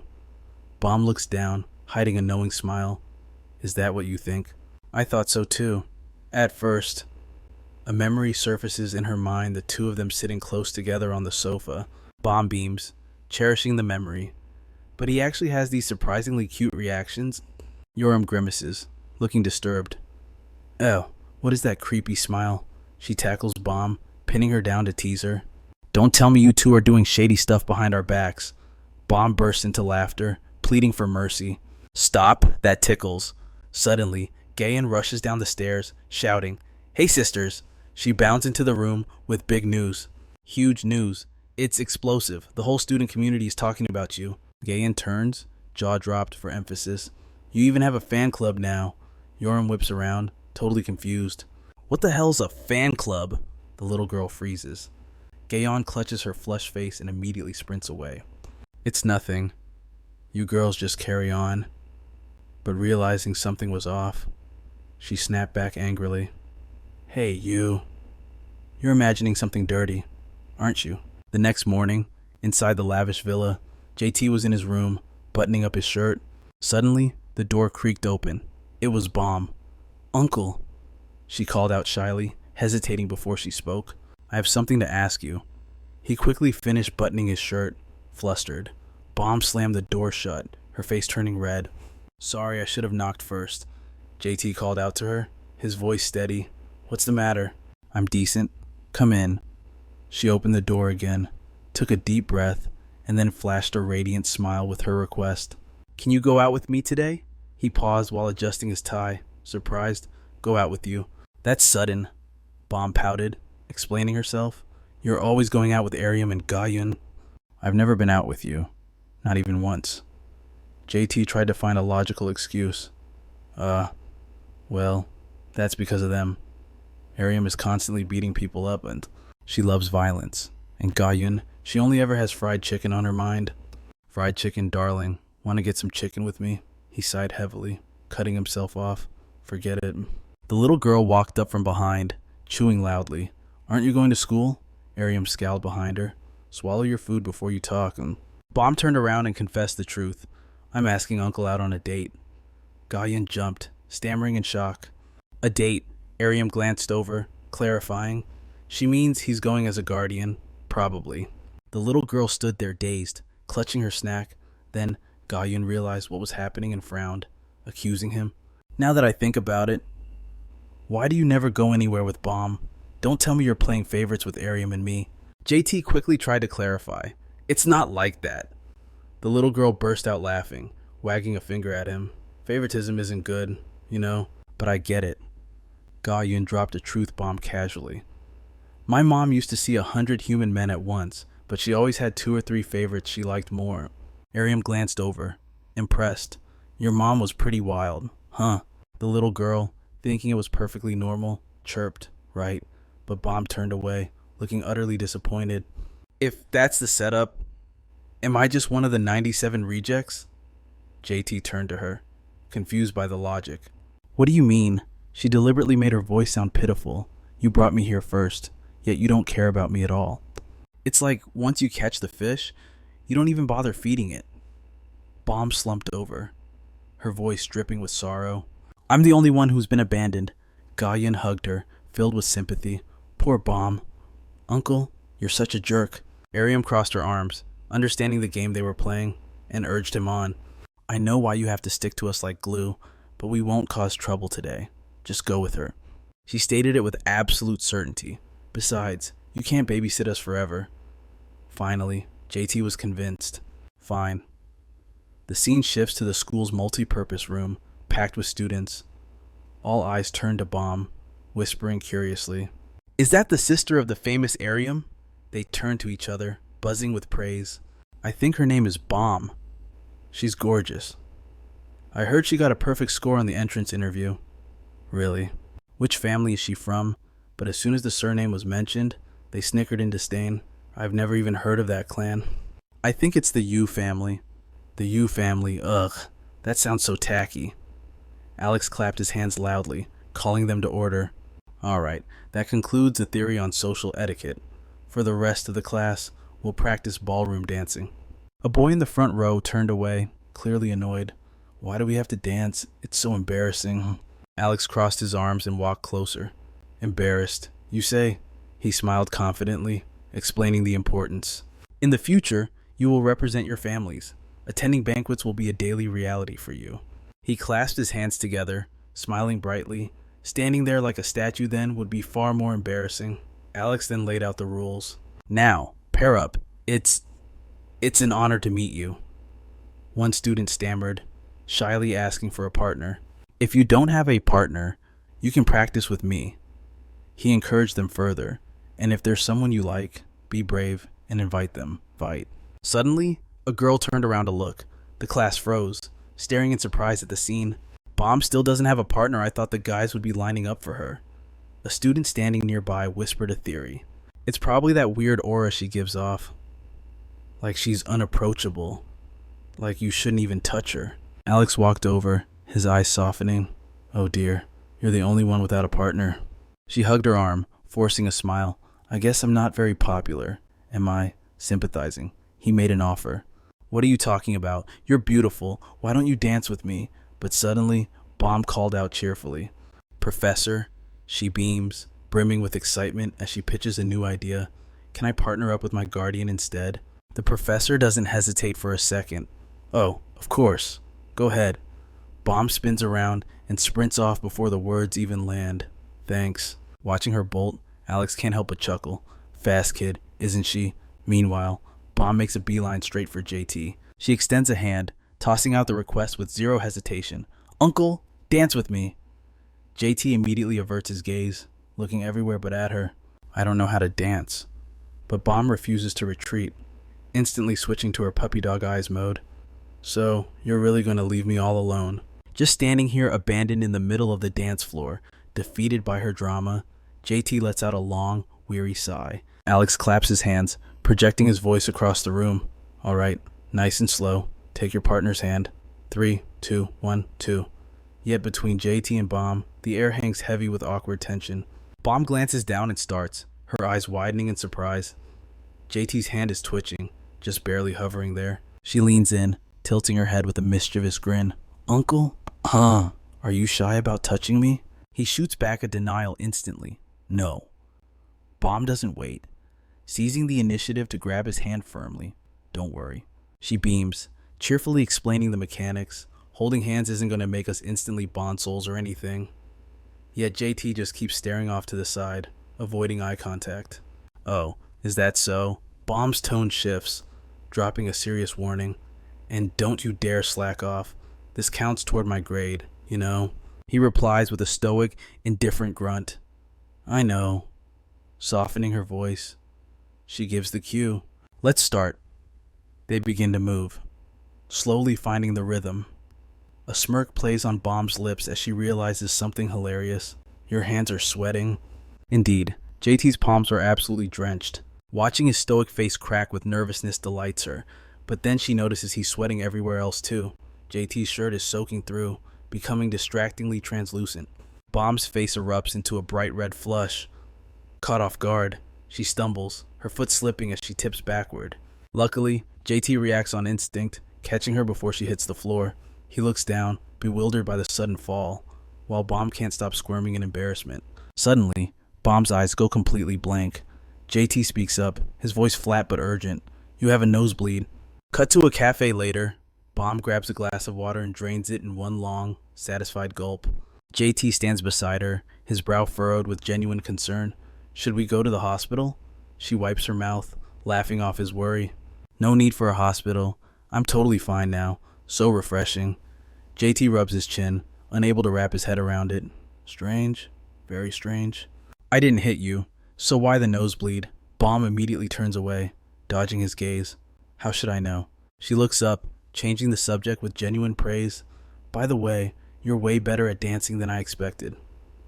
Have you learned somewhere before? JT falls silent, not answering. His eyes drift, growing distant and strange.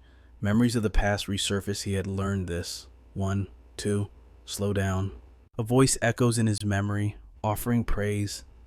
You're not as bad as I thought. If you practice diligently, you'll improve in no time. The captain. JT lowers his head, staring at the floor in a long silence. Finally, he answers, his voice firm. No, I have never learned. Ever. Bomb takes a deep breath, trying to steady her racing heart. She bounces out of her chair, pressing for his schedule. Are you busy after class? JT answers instantly. No. Bomb smooths her hair, dropping a casual offer.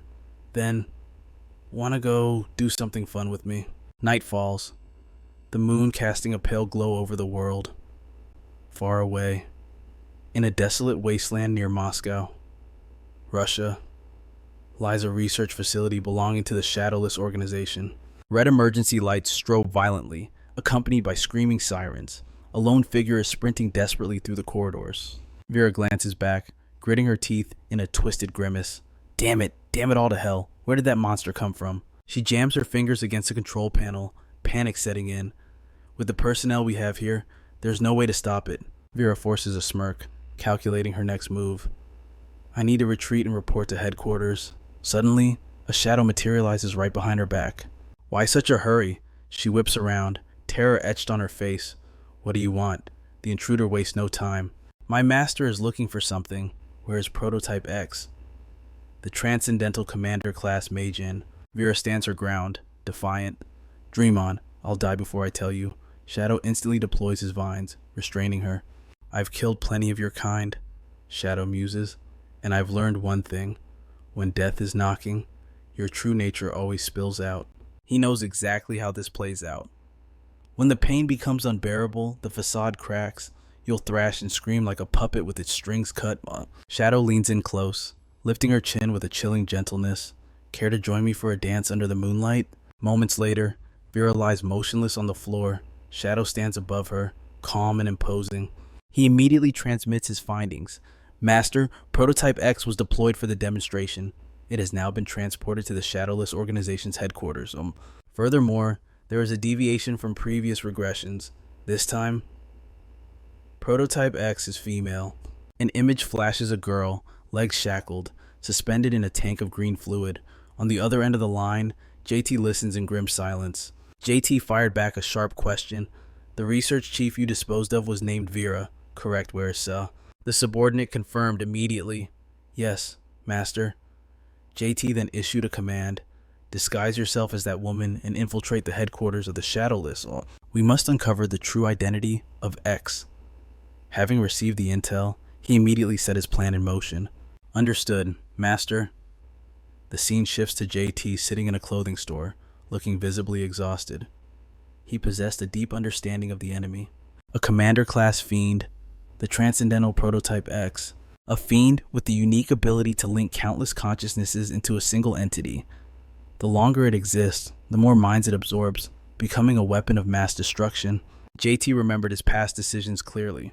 In every previous regression, I always prioritized killing Prototype X first. But this timeline is completely different, making the hunt for him a nightmare. JT quickly activated his authority. The Clockwork Pendulum. A power that hunts down hostile intent. The pendulum reacts violently to any element that deviates from the world's natural timeline. His eyes widened, glowing as he observed the readings carefully. The Clockwork Pendulum is scanning. If X's identity has changed, it must be the work of that will the Guardian warned me about. JT clenched his fist, resolving himself. It doesn't matter. I will slaughter anything that dares to disturb my peaceful life. Suddenly, Bomb's voice pierced the air. Hey, Uncle, come over here for a sec. JT stood up and walked toward the fitting room. What is it now? She poked her head out from behind the curtain, rushing him. Hurry up, hurry. Then, JT's face went pale with shock. Bomb stepped out, revealing the swimsuit she was wearing. What do you think? Does this suit me? He immediately averted his eyes to avoid looking. What the hell are you doing? She stuck out her tongue, teasing him. Summer is coming soon. I thought buying a bikini made total sense. Bomb waved her hand, beckoning him. It's hard to see from out there. Do you want to come inside for a closer look? JT sighed, scolding her. Is this your idea of a fun day out? This nonsense. Hearing that, she stood her ground firmly. When I'm having fun. Bomb's attitude shifted as she guessed his thoughts. Don't tell me you're thinking dirty thoughts. Ugh, adults are so gross. Flustered, JT shouted at her. Stop messing around. They walked out to the lobby, with her trailing behind him. Uncle, admit it. You really wanted to look back there, didn't you? JT replied coldly, cutting her off. No. Of course. Bomb didn't buy it for a second. Oh, come on. How could you not want to look? She smirked, turning back. Maybe I should just buy it. But he pushed her forward. Had enough fun. Let's go home. Suddenly, her tone became sincere. Actually, I came here to buy gifts for the kids. JT glanced at her, surprised.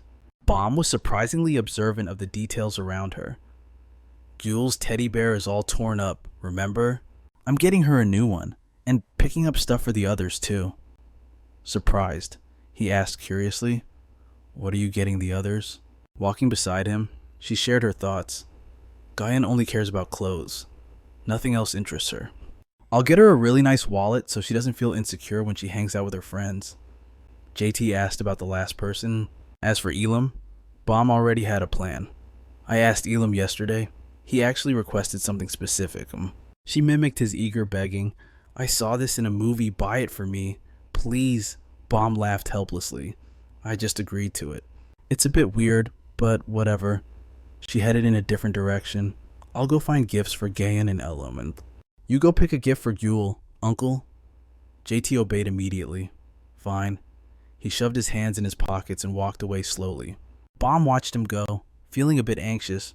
Will he be okay doing this alone? The scene shifts to a toy store.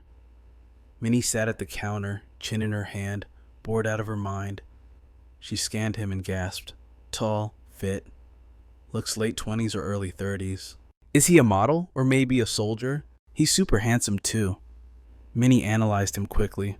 No woman with him, eyes totally lost. He clearly knows zero about kids' toys. Her eyes lit up with determination. Guys like that are easy prey. Wallet wide open. Target locked. Minnie clapped her hands and approached him. Oh my, are you picking a gift for a baby? How old is the little one? JT answered bluntly. About 4 years old. She beamed, probing for more info. That's such a cute age. Is this for your daughter? JT corrected her carefully. Not my child, but it is a girl. Minnie tapped his shoulder emphatically. Ah, so you're the uncle, right? It's rare to see an uncle shopping alone. She'll definitely love it. Then she dropped a critique. But your taste seems a bit weak. Honestly.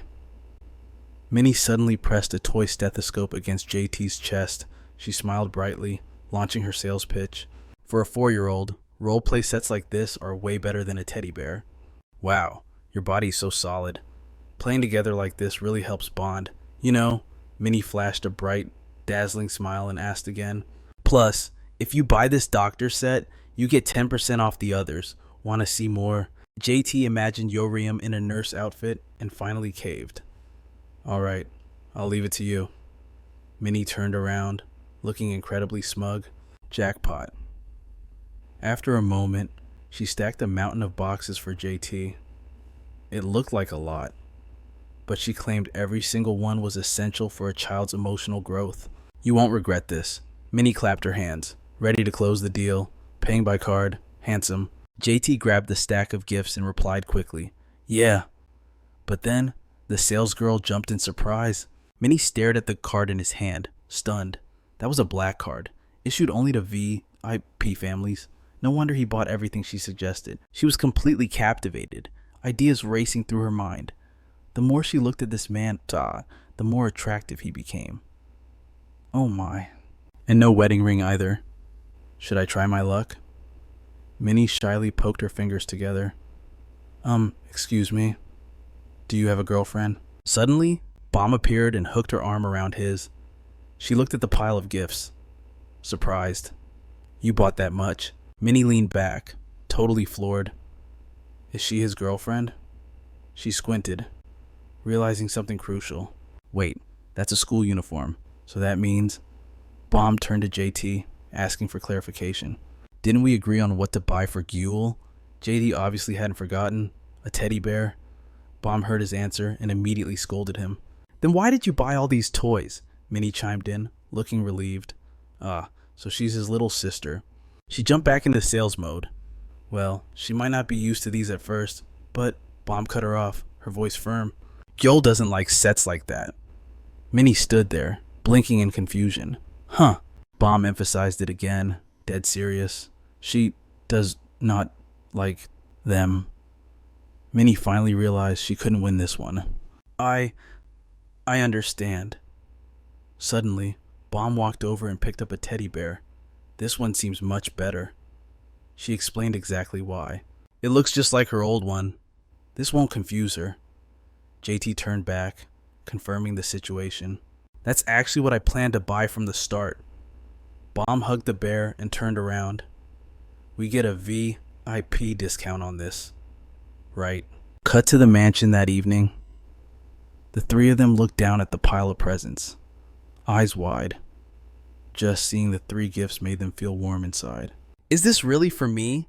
Gaian grabbed her gift, jumping up and down. I was just planning to buy a wallet. Sister Bomb, Uncle JT, I love you guys to death.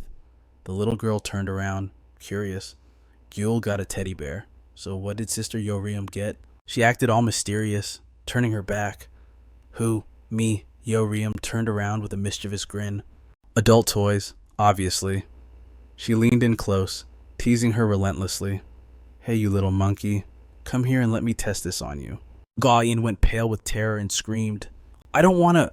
Meanwhile, Joel was rubbing her head against JT, showing her gratitude. Bomb walked over holding a box. Uncle, I got this for you. He opened the box, looking surprised. This is... She quickly explained herself. I noticed everyone else wears a tie, so I bought you a fresh one. Bomb smiled brightly, making a promise. Once I start making my own money, I'll buy you a full suit.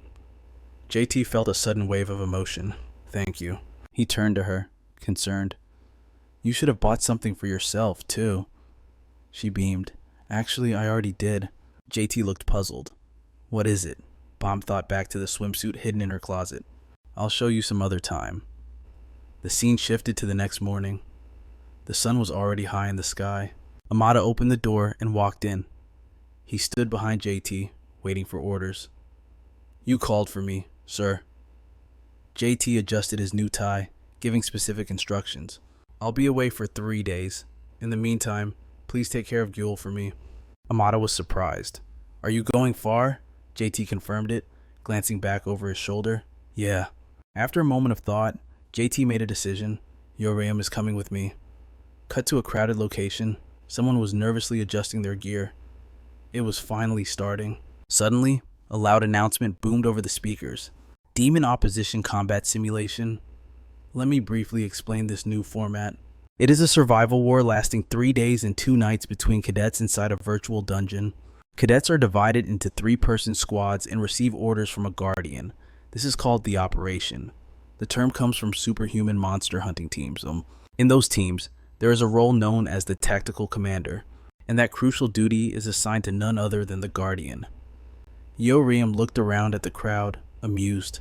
Wow, look at those kids shaking like leaves. Bunch of rookies who've never seen real combat. JT looked down from above and gave a sharp reminder. Ayam, you don't have time to be idling around. Hearing this, she snapped back in surprise. Huh. He immediately laid down the law. This isn't a solo raid. If you want to clear the simulation, you need a 3-man squad. Ayam actually already knew that. I know that, but I'm only teaming up with people I actually like. Suddenly, her gaze shifted to something nearby. Hisaki Sojiro scratched his head, nervously approaching with an offer. Excuse me. If you haven't formed a team yet, could we join you? But Ayam coldly shot them down. Beat it, you useless trash. However, standing beside her, JT calmly asked, What are your names? The boy quickly introduced himself. I'm Hisaki Sojiro. The girl beside him hurriedly introduced herself too. I'm Kim Jin. Hisaki Sojiro bowed strictly, eyes full of determination. We'll do our absolute best. We promise not to drag you down. But Ayam screamed in protest. Are you deaf? I said beat it. You brats. But behind her, JT accepted without hesitation. Fine by me. She spun around, furious. Huh. Who gave you permission to add them to my team? JT replied coldly, cutting her off. If you don't like it, go find another squad yourself. She gritted her teeth, clearly displeased, but finding a new team was too much of a hassle. Left with no choice, Ayam barked a warning. Listen up, weaklings. If you dare get in my way while I'm fighting, I'll kill you both. He beamed with a bright, relieved smile. Thank you so much. Suddenly, Hisaki Sojiro was smacked hard on the back of his head. Johnny, wearing a vicious expression, shouted, You piece of trash. Didn't I tell you that if you loitered in front of me again, you're dead meat? He clutched his head, looking up in fear. I'm sorry. But the bully wasn't done yet, sneering with contempt. Your weakling boyfriend already apologized. Aren't you going to say anything? Johnny stepped forward and yanked her hair. Speak up. Behind him, his goons whispered a warning. Johnny, the other guardians are watching. Don't go too far. Johnny glanced back, nonchalant. Too far, please. Adults couldn't care less about orphans. He turned back to toy with her. Hey, lift your hair up. Your face is gloomy enough as it is. Jin, furious, screamed, Don't touch me. Johnny didn't back off, scoffing in disgust. Oh, an orphan daring to talk back. Ayam suddenly piped up, genuinely confused. What's an orphan? He whipped around, surprised, ready to curse at whoever asked. But then Johnny froze, realizing it was Yu Ayam from the Yu family, the craziest bitch of them all. She waited, annoyed, demanding, Well, answer me. He hesitated, calculating carefully. Even the seniors warned him never to get involved with her. You know Yu Ayam from the Yu clan. Be especially careful around that girl. Johnny raised his hands placatingly to explain. You don't know what an orphan is. It's those kids without guardians. He pointed behind him to emphasize. In other words, trash with no backing. Just filthy poor kids. Hearing this, Ayam massaged her temples, frustrated. Oh, is that so, damn it? Why the hell do I have to be in a squad with these beggars? Johnny stepped closer, draping an arm around her shoulder. Don't tell me you're actually teaming up with them. Why would a powerhouse like you hang around these idiots? Then he quickly made his pitch. Why not join our team instead? I can clear a spot just for you. His lackeys were stunned. Johnny, what are you talking about? Johnny smirked, a scheme already forming in his mind. Right. Getting close to her could be beneficial for me too. He was confident. Her personality seems like mine. I just need to handle her right. But out of nowhere, Johnny got punched straight in the face. His gang dropped their jaws in shock.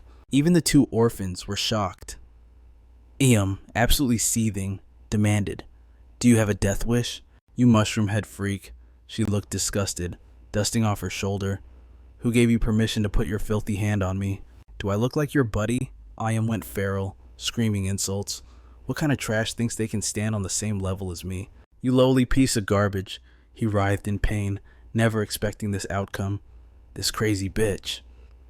She kept screaming threats at his retreating back. "If I see your face again, I'll kill you." Johnny could only turn away in humiliation.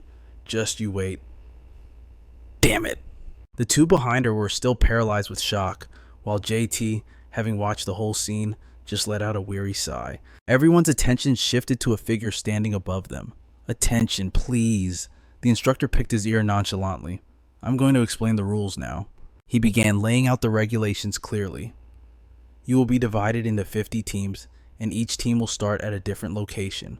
The instructor continued listing the criteria. Activity, kills, death counts, damage dealt, and damage taken will all be converted into points. Your scores will be broadcasted and ranked in real time. He emphasized a crucial rule. If you die, you will respawn at a different location after 3 hours. He then revealed the name of the stage. The dungeon is called the Ant Nest. He wrapped up his explanation. "That's all for now. Good luck, everyone." Aem's team began their march inside. She rested a hand on her hip, looking around with excitement. For a virtual dungeon, this isn't half bad. Elriam grins, eyes lighting up. "Alright, time to smash everything to bits." But Jin steps in, blocking her path with a sharp objection. "Hold on, do you even know where the other teams are?" Elriam turns back, totally unbothered. Just run around. We'll find them eventually." Jin hits her with a hard dose of reality. "Sorry, but we don't have your insane speed or stamina." She points out the obvious trap. "If you rush in solo, we get ambushed from behind." Elriam bursts out laughing, mocking the very idea. "Are you actually bragging about being weak?" Jin's face hardens, refusing to back down. "We need a plan before we move." Elriam barely blinks. "Here's the plan. You two follow me, and try to be useful." Jin snaps, fury rising. This isn't a solo run, it's a team battle, but naturally Elriam isn't the type to listen. "Don't lecture me. I only let you trash join out of pity, and now you dare bark back at me." The third teammate panics as tension spikes. "Guys, please, calm down." Suddenly, JT cuts in, voice steady. He calmly addresses the wild card. "Do you have a target?" Elriam blinks, genuinely surprised. JT repeats the question. "Which team do you want to hit?" Jin turns, voice firm. "It won't be easy. Every team has a tactical commander. They won't leave openings." Elriam stares blankly, tilting her head. "You're way too pessimistic. Why pick?" She flashes a savage grin. "I'll just kill everyone I see." Elsewhere, Junie touches his broken nose, wincing. "Damn it. Still throbs." His teammate offers zero sympathy. "Serves you right for acting tough in front of Elriam. We told you not to mess with that psycho." He groans, defensive. "I was just trying to get close to her. How was I supposed to know she's clinically insane?" A teammate scoffs. "You weren't planning on replacing one of us, were you?" Junie flinches, panic written all over his face. "No, I was just testing her." He stomps his foot, seething. "Damn that Elriam. Next time I see her, I'll tear her limb from limb." A voice chills the air from behind him. "Tear who apart?" Elriam drops down from the shadows. She smirks, eyes gleaming. "Go ahead and try. You couldn't even handle one punch last time, Uni." She blurs into motion, shocking everyone. The commander screams, "Damn it! When did she get this close?" Ambush battle stations. They scramble to raise their weapons, but she doesn't show a shred of fear. "A battle." Elriam giggles darkly. "You're confused. This is a one-way hunt, little puppies." One thug aims his gun, unleashing a blinding muzzle flash.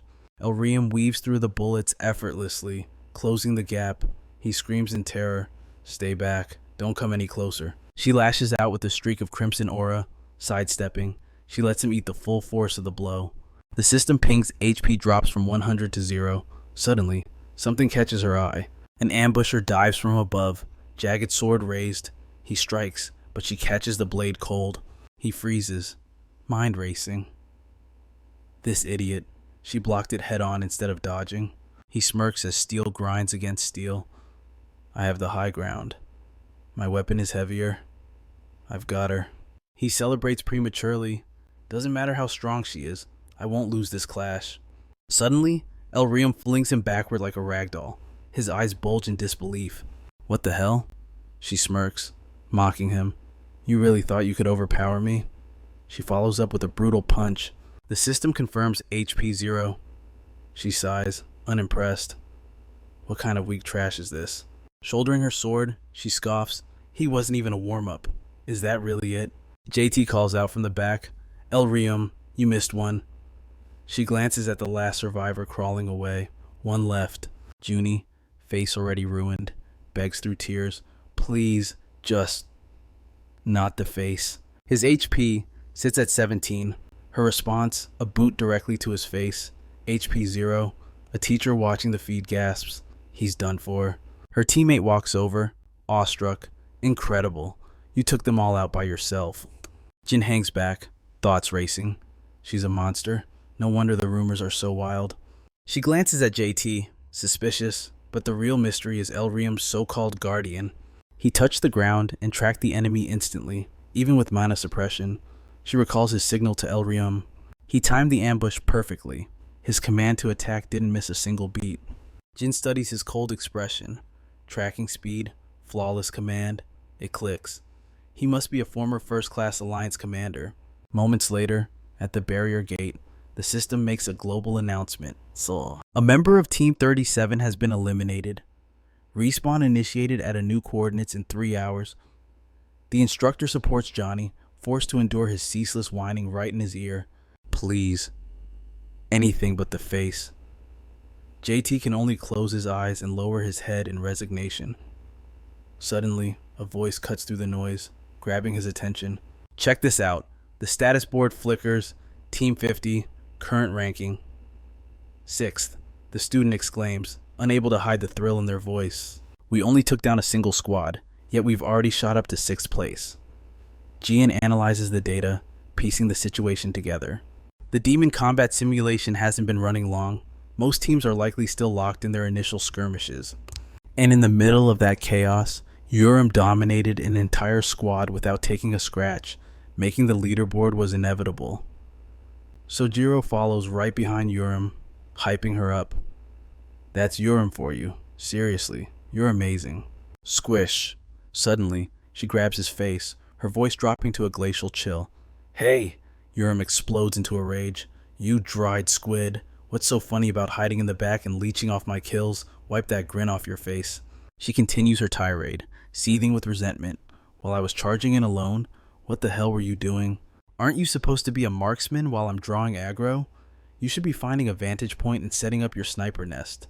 But no, you just stood there watching like a couple of brain-dead idiots. Urim doesn't hold back, screaming right in their faces. Are those weapons just for decoration? The two of them can only hang their heads in shame, speaking in unison. We're sorry. She pulls her hand back, issuing a sharp warning. And don't you dare get comfortable with 6th place. Urim slams her fist against her chest, declaring her ultimate goal. We are taking 1st place, no matter what. A second later, she yanks Sojiro by the collar, nagging him again. And you, dried squid, fix your damn clothes. You're not a toddler. Pull yourself together. JT is left utterly speechless, awkwardly averting his gaze. Meanwhile, Jewel plays with her toys, though her mind never stops drifting back to him. 2 days after the demon combat simulation began, inside the virtual dungeon control room, the staff is glued to their screens, working intensely. The demon combat professor, JT, nurses a cup of coffee, letting out a heavy sigh. Today's the final day of the simulation, isn't it? God, this is such a drag. He takes a sip, glancing over. Hey, assistant, who's currently holding the top spot? Hyunbin spins around to report, Team 1 is still in the lead, sir, but Team 50 is chasing them down. The gap is closing fast. JT squints at the monitor, muttering to himself, let's see. Team 1 is that group of elites. But who the hell is Team 50? Hyunbin interjects, that's Cadet Urim's team, sir. His eyebrows shoot up. You Urim. You mean that crazy girl? The assistant confirms. Yes, that's her, Urim, accompanied by 2 cadets without guardians. The screen flashes with the team's data. Team 50, leader Yu Urim, position tank, Hisaki Sojiro, position marksman, Kim Ji-in, position marksman. JT strokes his chin, intrigued. So, it's a hard carry setup. Is that little girl really powerful enough to drag 2 deadweights all the way to second place? Hyunbin offers his theory. Actually, sir, I believe it's the work of their guardian. He's acting as the tactical commander. Take a look at this. JT leans in, his eyes widening in genuine shock. Good lord. What on earth is this? JT traces the lines on the digital map, murmuring in disbelief. This movement path. It's absolutely perfect. Hyunbin turns to him, suspicion clouding his face. Could he be a former Alliance commander? JT scoffs at the question. Hey, have you forgotten that I used to be an operational commander, and I've never heard of this guy?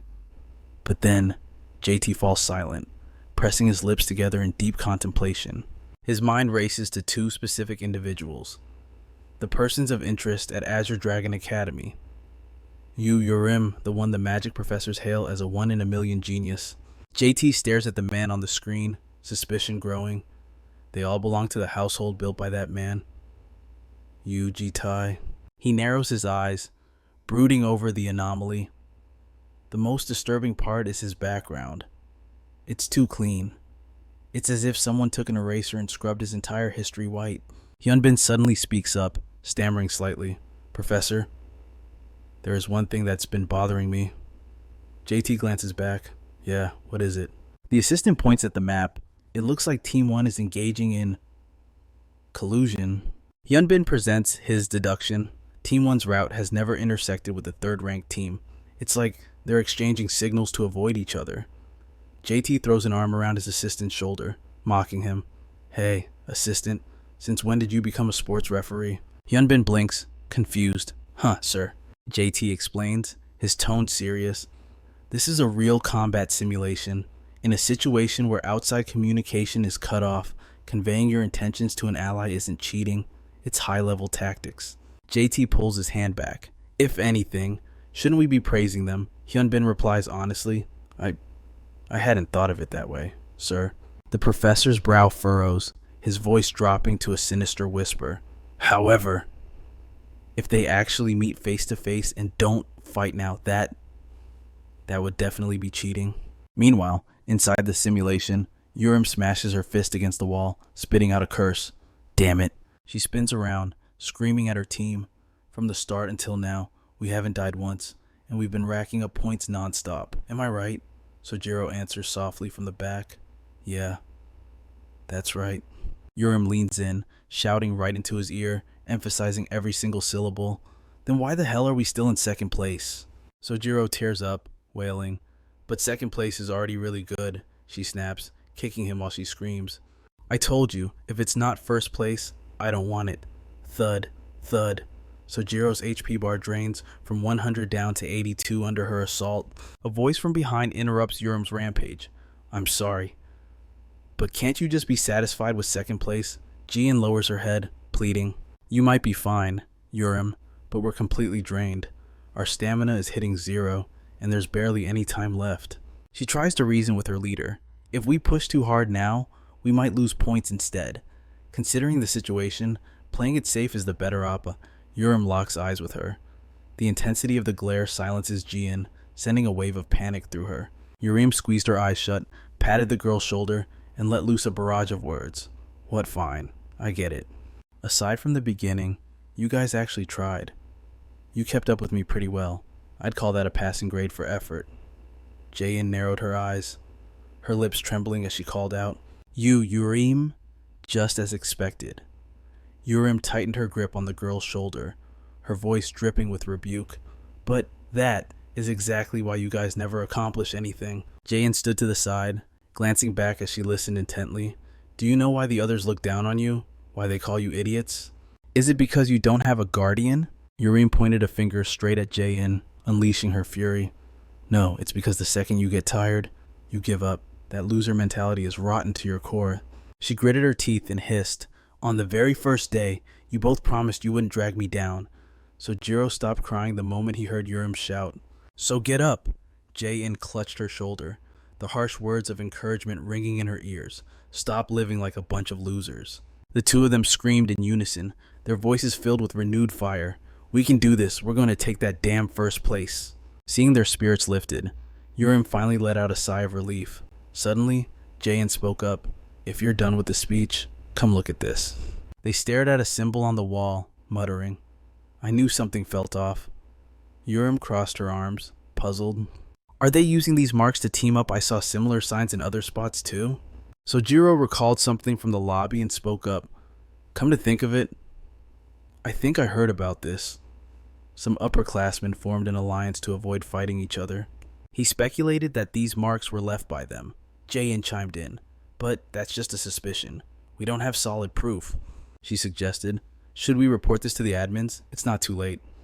Yurem smirked, a sinister glint in her eyes as she rejected the idea. No need. She furrowed her brows. I have a better idea. Yurem grinned wickedly, her voice laced with malice. This way. We'll make those bastards suffer. Inside a cave illuminated by glowing purple specks, the group walked while checking their notifications. Team 1, current rank first under review. Checking the timer, someone exclaimed, almost done, just 40 minutes and 35 seconds left until the simulation ends. Heekyung turned back and asked, is second place still Team 50? He confirmed it. That's right, but don't worry as long as we don't die. First place is definitely ours. Wu marveled. Isn't the captain of the second place team that girl? Yurem, I heard she's good at fighting, but I didn't expect her to be this formidable. A first year climbing all the way to second place. He suddenly posed a question. If we don't have a perfect plan, that could be dangerous for us, right? This angered the person walking ahead. Heekyung noticed the tension and turned around to snap at him.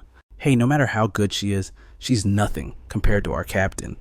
Watch your mouth, you pig. Remember, he's from the prestigious Yong sword clan. He carries the bloodline of the great Yong family swordsmanship. Wu scratched his head, laughing awkwardly.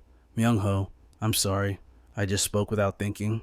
Myung-ho walked ahead, issuing a stern warning. Don't let your guard down. The exam isn't over yet. He frowned, thinking to himself. It doesn't matter how strong Yurem is. My goal is to take first place in this exam and get acknowledged by the family head.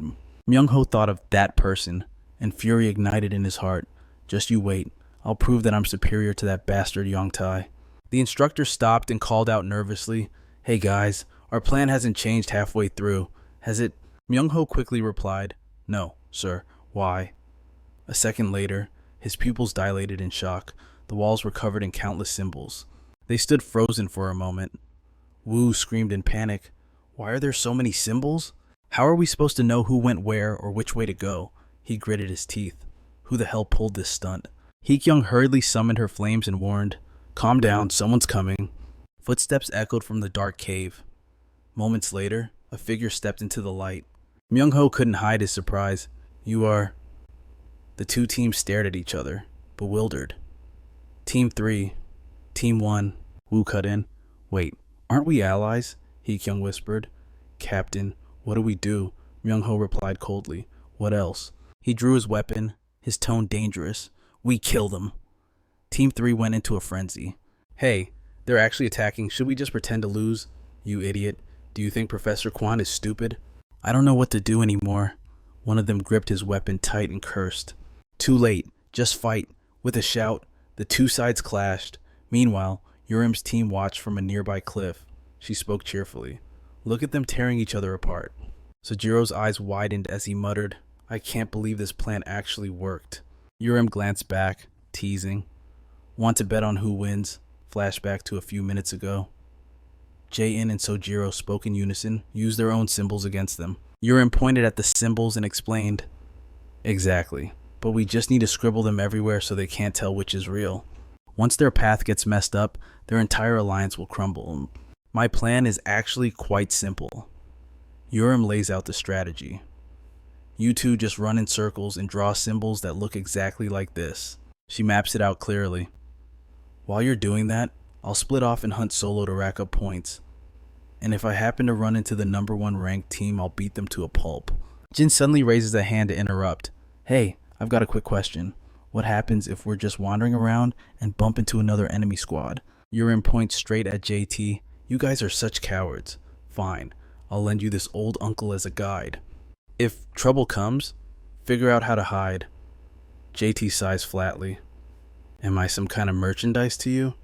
She flashes a grin, tilting her head. Well, how's my plan? JT ponders for a few seconds before grunting a single word. Solid. Urim looks incredibly pleased with herself. I know it's brilliant. I was just asking for the sake of it. Jin can only think. Then why ask? Back in the present, a dagger slams violently into the ground. Myung-ho stares at the body sprawled out in front of him, gritting his teeth. This guy is insanely strong. The system instantly updates. Team 3 has been eliminated. Behind him, Hee-kyung clutches his shoulder. Captain, sorry, I'm dead. Myung-ho wipes the sweat from his brow. It's fine. We wiped out Team 3, so our points will skyrocket. If we just survive like this, suddenly, a voice cuts through the air. Who says you're getting out of here alive? Myung-ho snaps his head around, shouting, Who's there? A figure leaps from the cliff edge, calling out, asking who I am. Urim lands heavily on the ground. In this chaotic world, she bares her teeth in a savage grin. The true villain is standing right here. The tension in the air instantly spikes to a suffocating level. Urim stands with one hand on her hip, flashing a smug, triumphant smile. Myung-ho scowls, quickly analyzing. Is she the one who wrecked my plans? Immediately, his eyes dart to the top of the cliff. Sojiro is up there shouting, Urim, we've got you covered. Myung-ho eyes them suspiciously, then suddenly, his lips curl into a sneer. He turns his head, barking an order. Hey, you can still move, right? There are 2 of Urim's crew up there. Go take them out. The subordinate looks confused and panicked. Can't we just retreat if we stall for time? We win anyway. Myung-ho's face goes pitch black as he growls. Wei. Myung-ho warns with eyes full of murderous intent. Don't make me say it a second time. Wei is terrified, looking away while thinking. Does he think he's some big shot? He immediately squats down, surrendering. Got it. I'll be right back. A split second later, Wei launches himself into the air, appearing right in front of Sojiro and Jin in the blink of an eye. The two can only drop their jaws in shock as Wei greets them. Sup, losers. He walks forward, cracking his knuckles arrogantly. I'm a little busy, so let's wrap this up quick. Jin and Sojiro tremble in fear, unsure of what to do next. They scramble past JT, screaming, run away. Wei chases right on their heels, taunting, where do you think you're going? Moments later, a scream echoes from above. Urim glances up, muttering, look at that flying pig. Suddenly, something else catches her attention. It is Myung-ho. He is already swinging his sword straight at her. Luckily, she blocks just in time. He roars. Now is not the time to get distracted. The 2 blades collide violently, the force pushing them both backward. Myung-ho speaks up. Your name is Urim, right? I never expected you to shatter my plan. I'll give you credit, you're not just some brute who only knows how to throw punches. Urim flashes a mocking grin. You call teaming up a strategy, she spits out. Moron. His face darkens instantly. Let's end this here. Myung-ho summons his energy, declaring, no matter how much you struggle, the number 1 spot belongs to the Yang clan. She doesn't back down an inch, declaring with confidence, not a chance. Your Yang clan is destined for 2nd place. All the while, JT watches silently from above, listening closely, because that number 1 spot, his face slowly fills with murderous intensity as Urim emphasizes for our clan.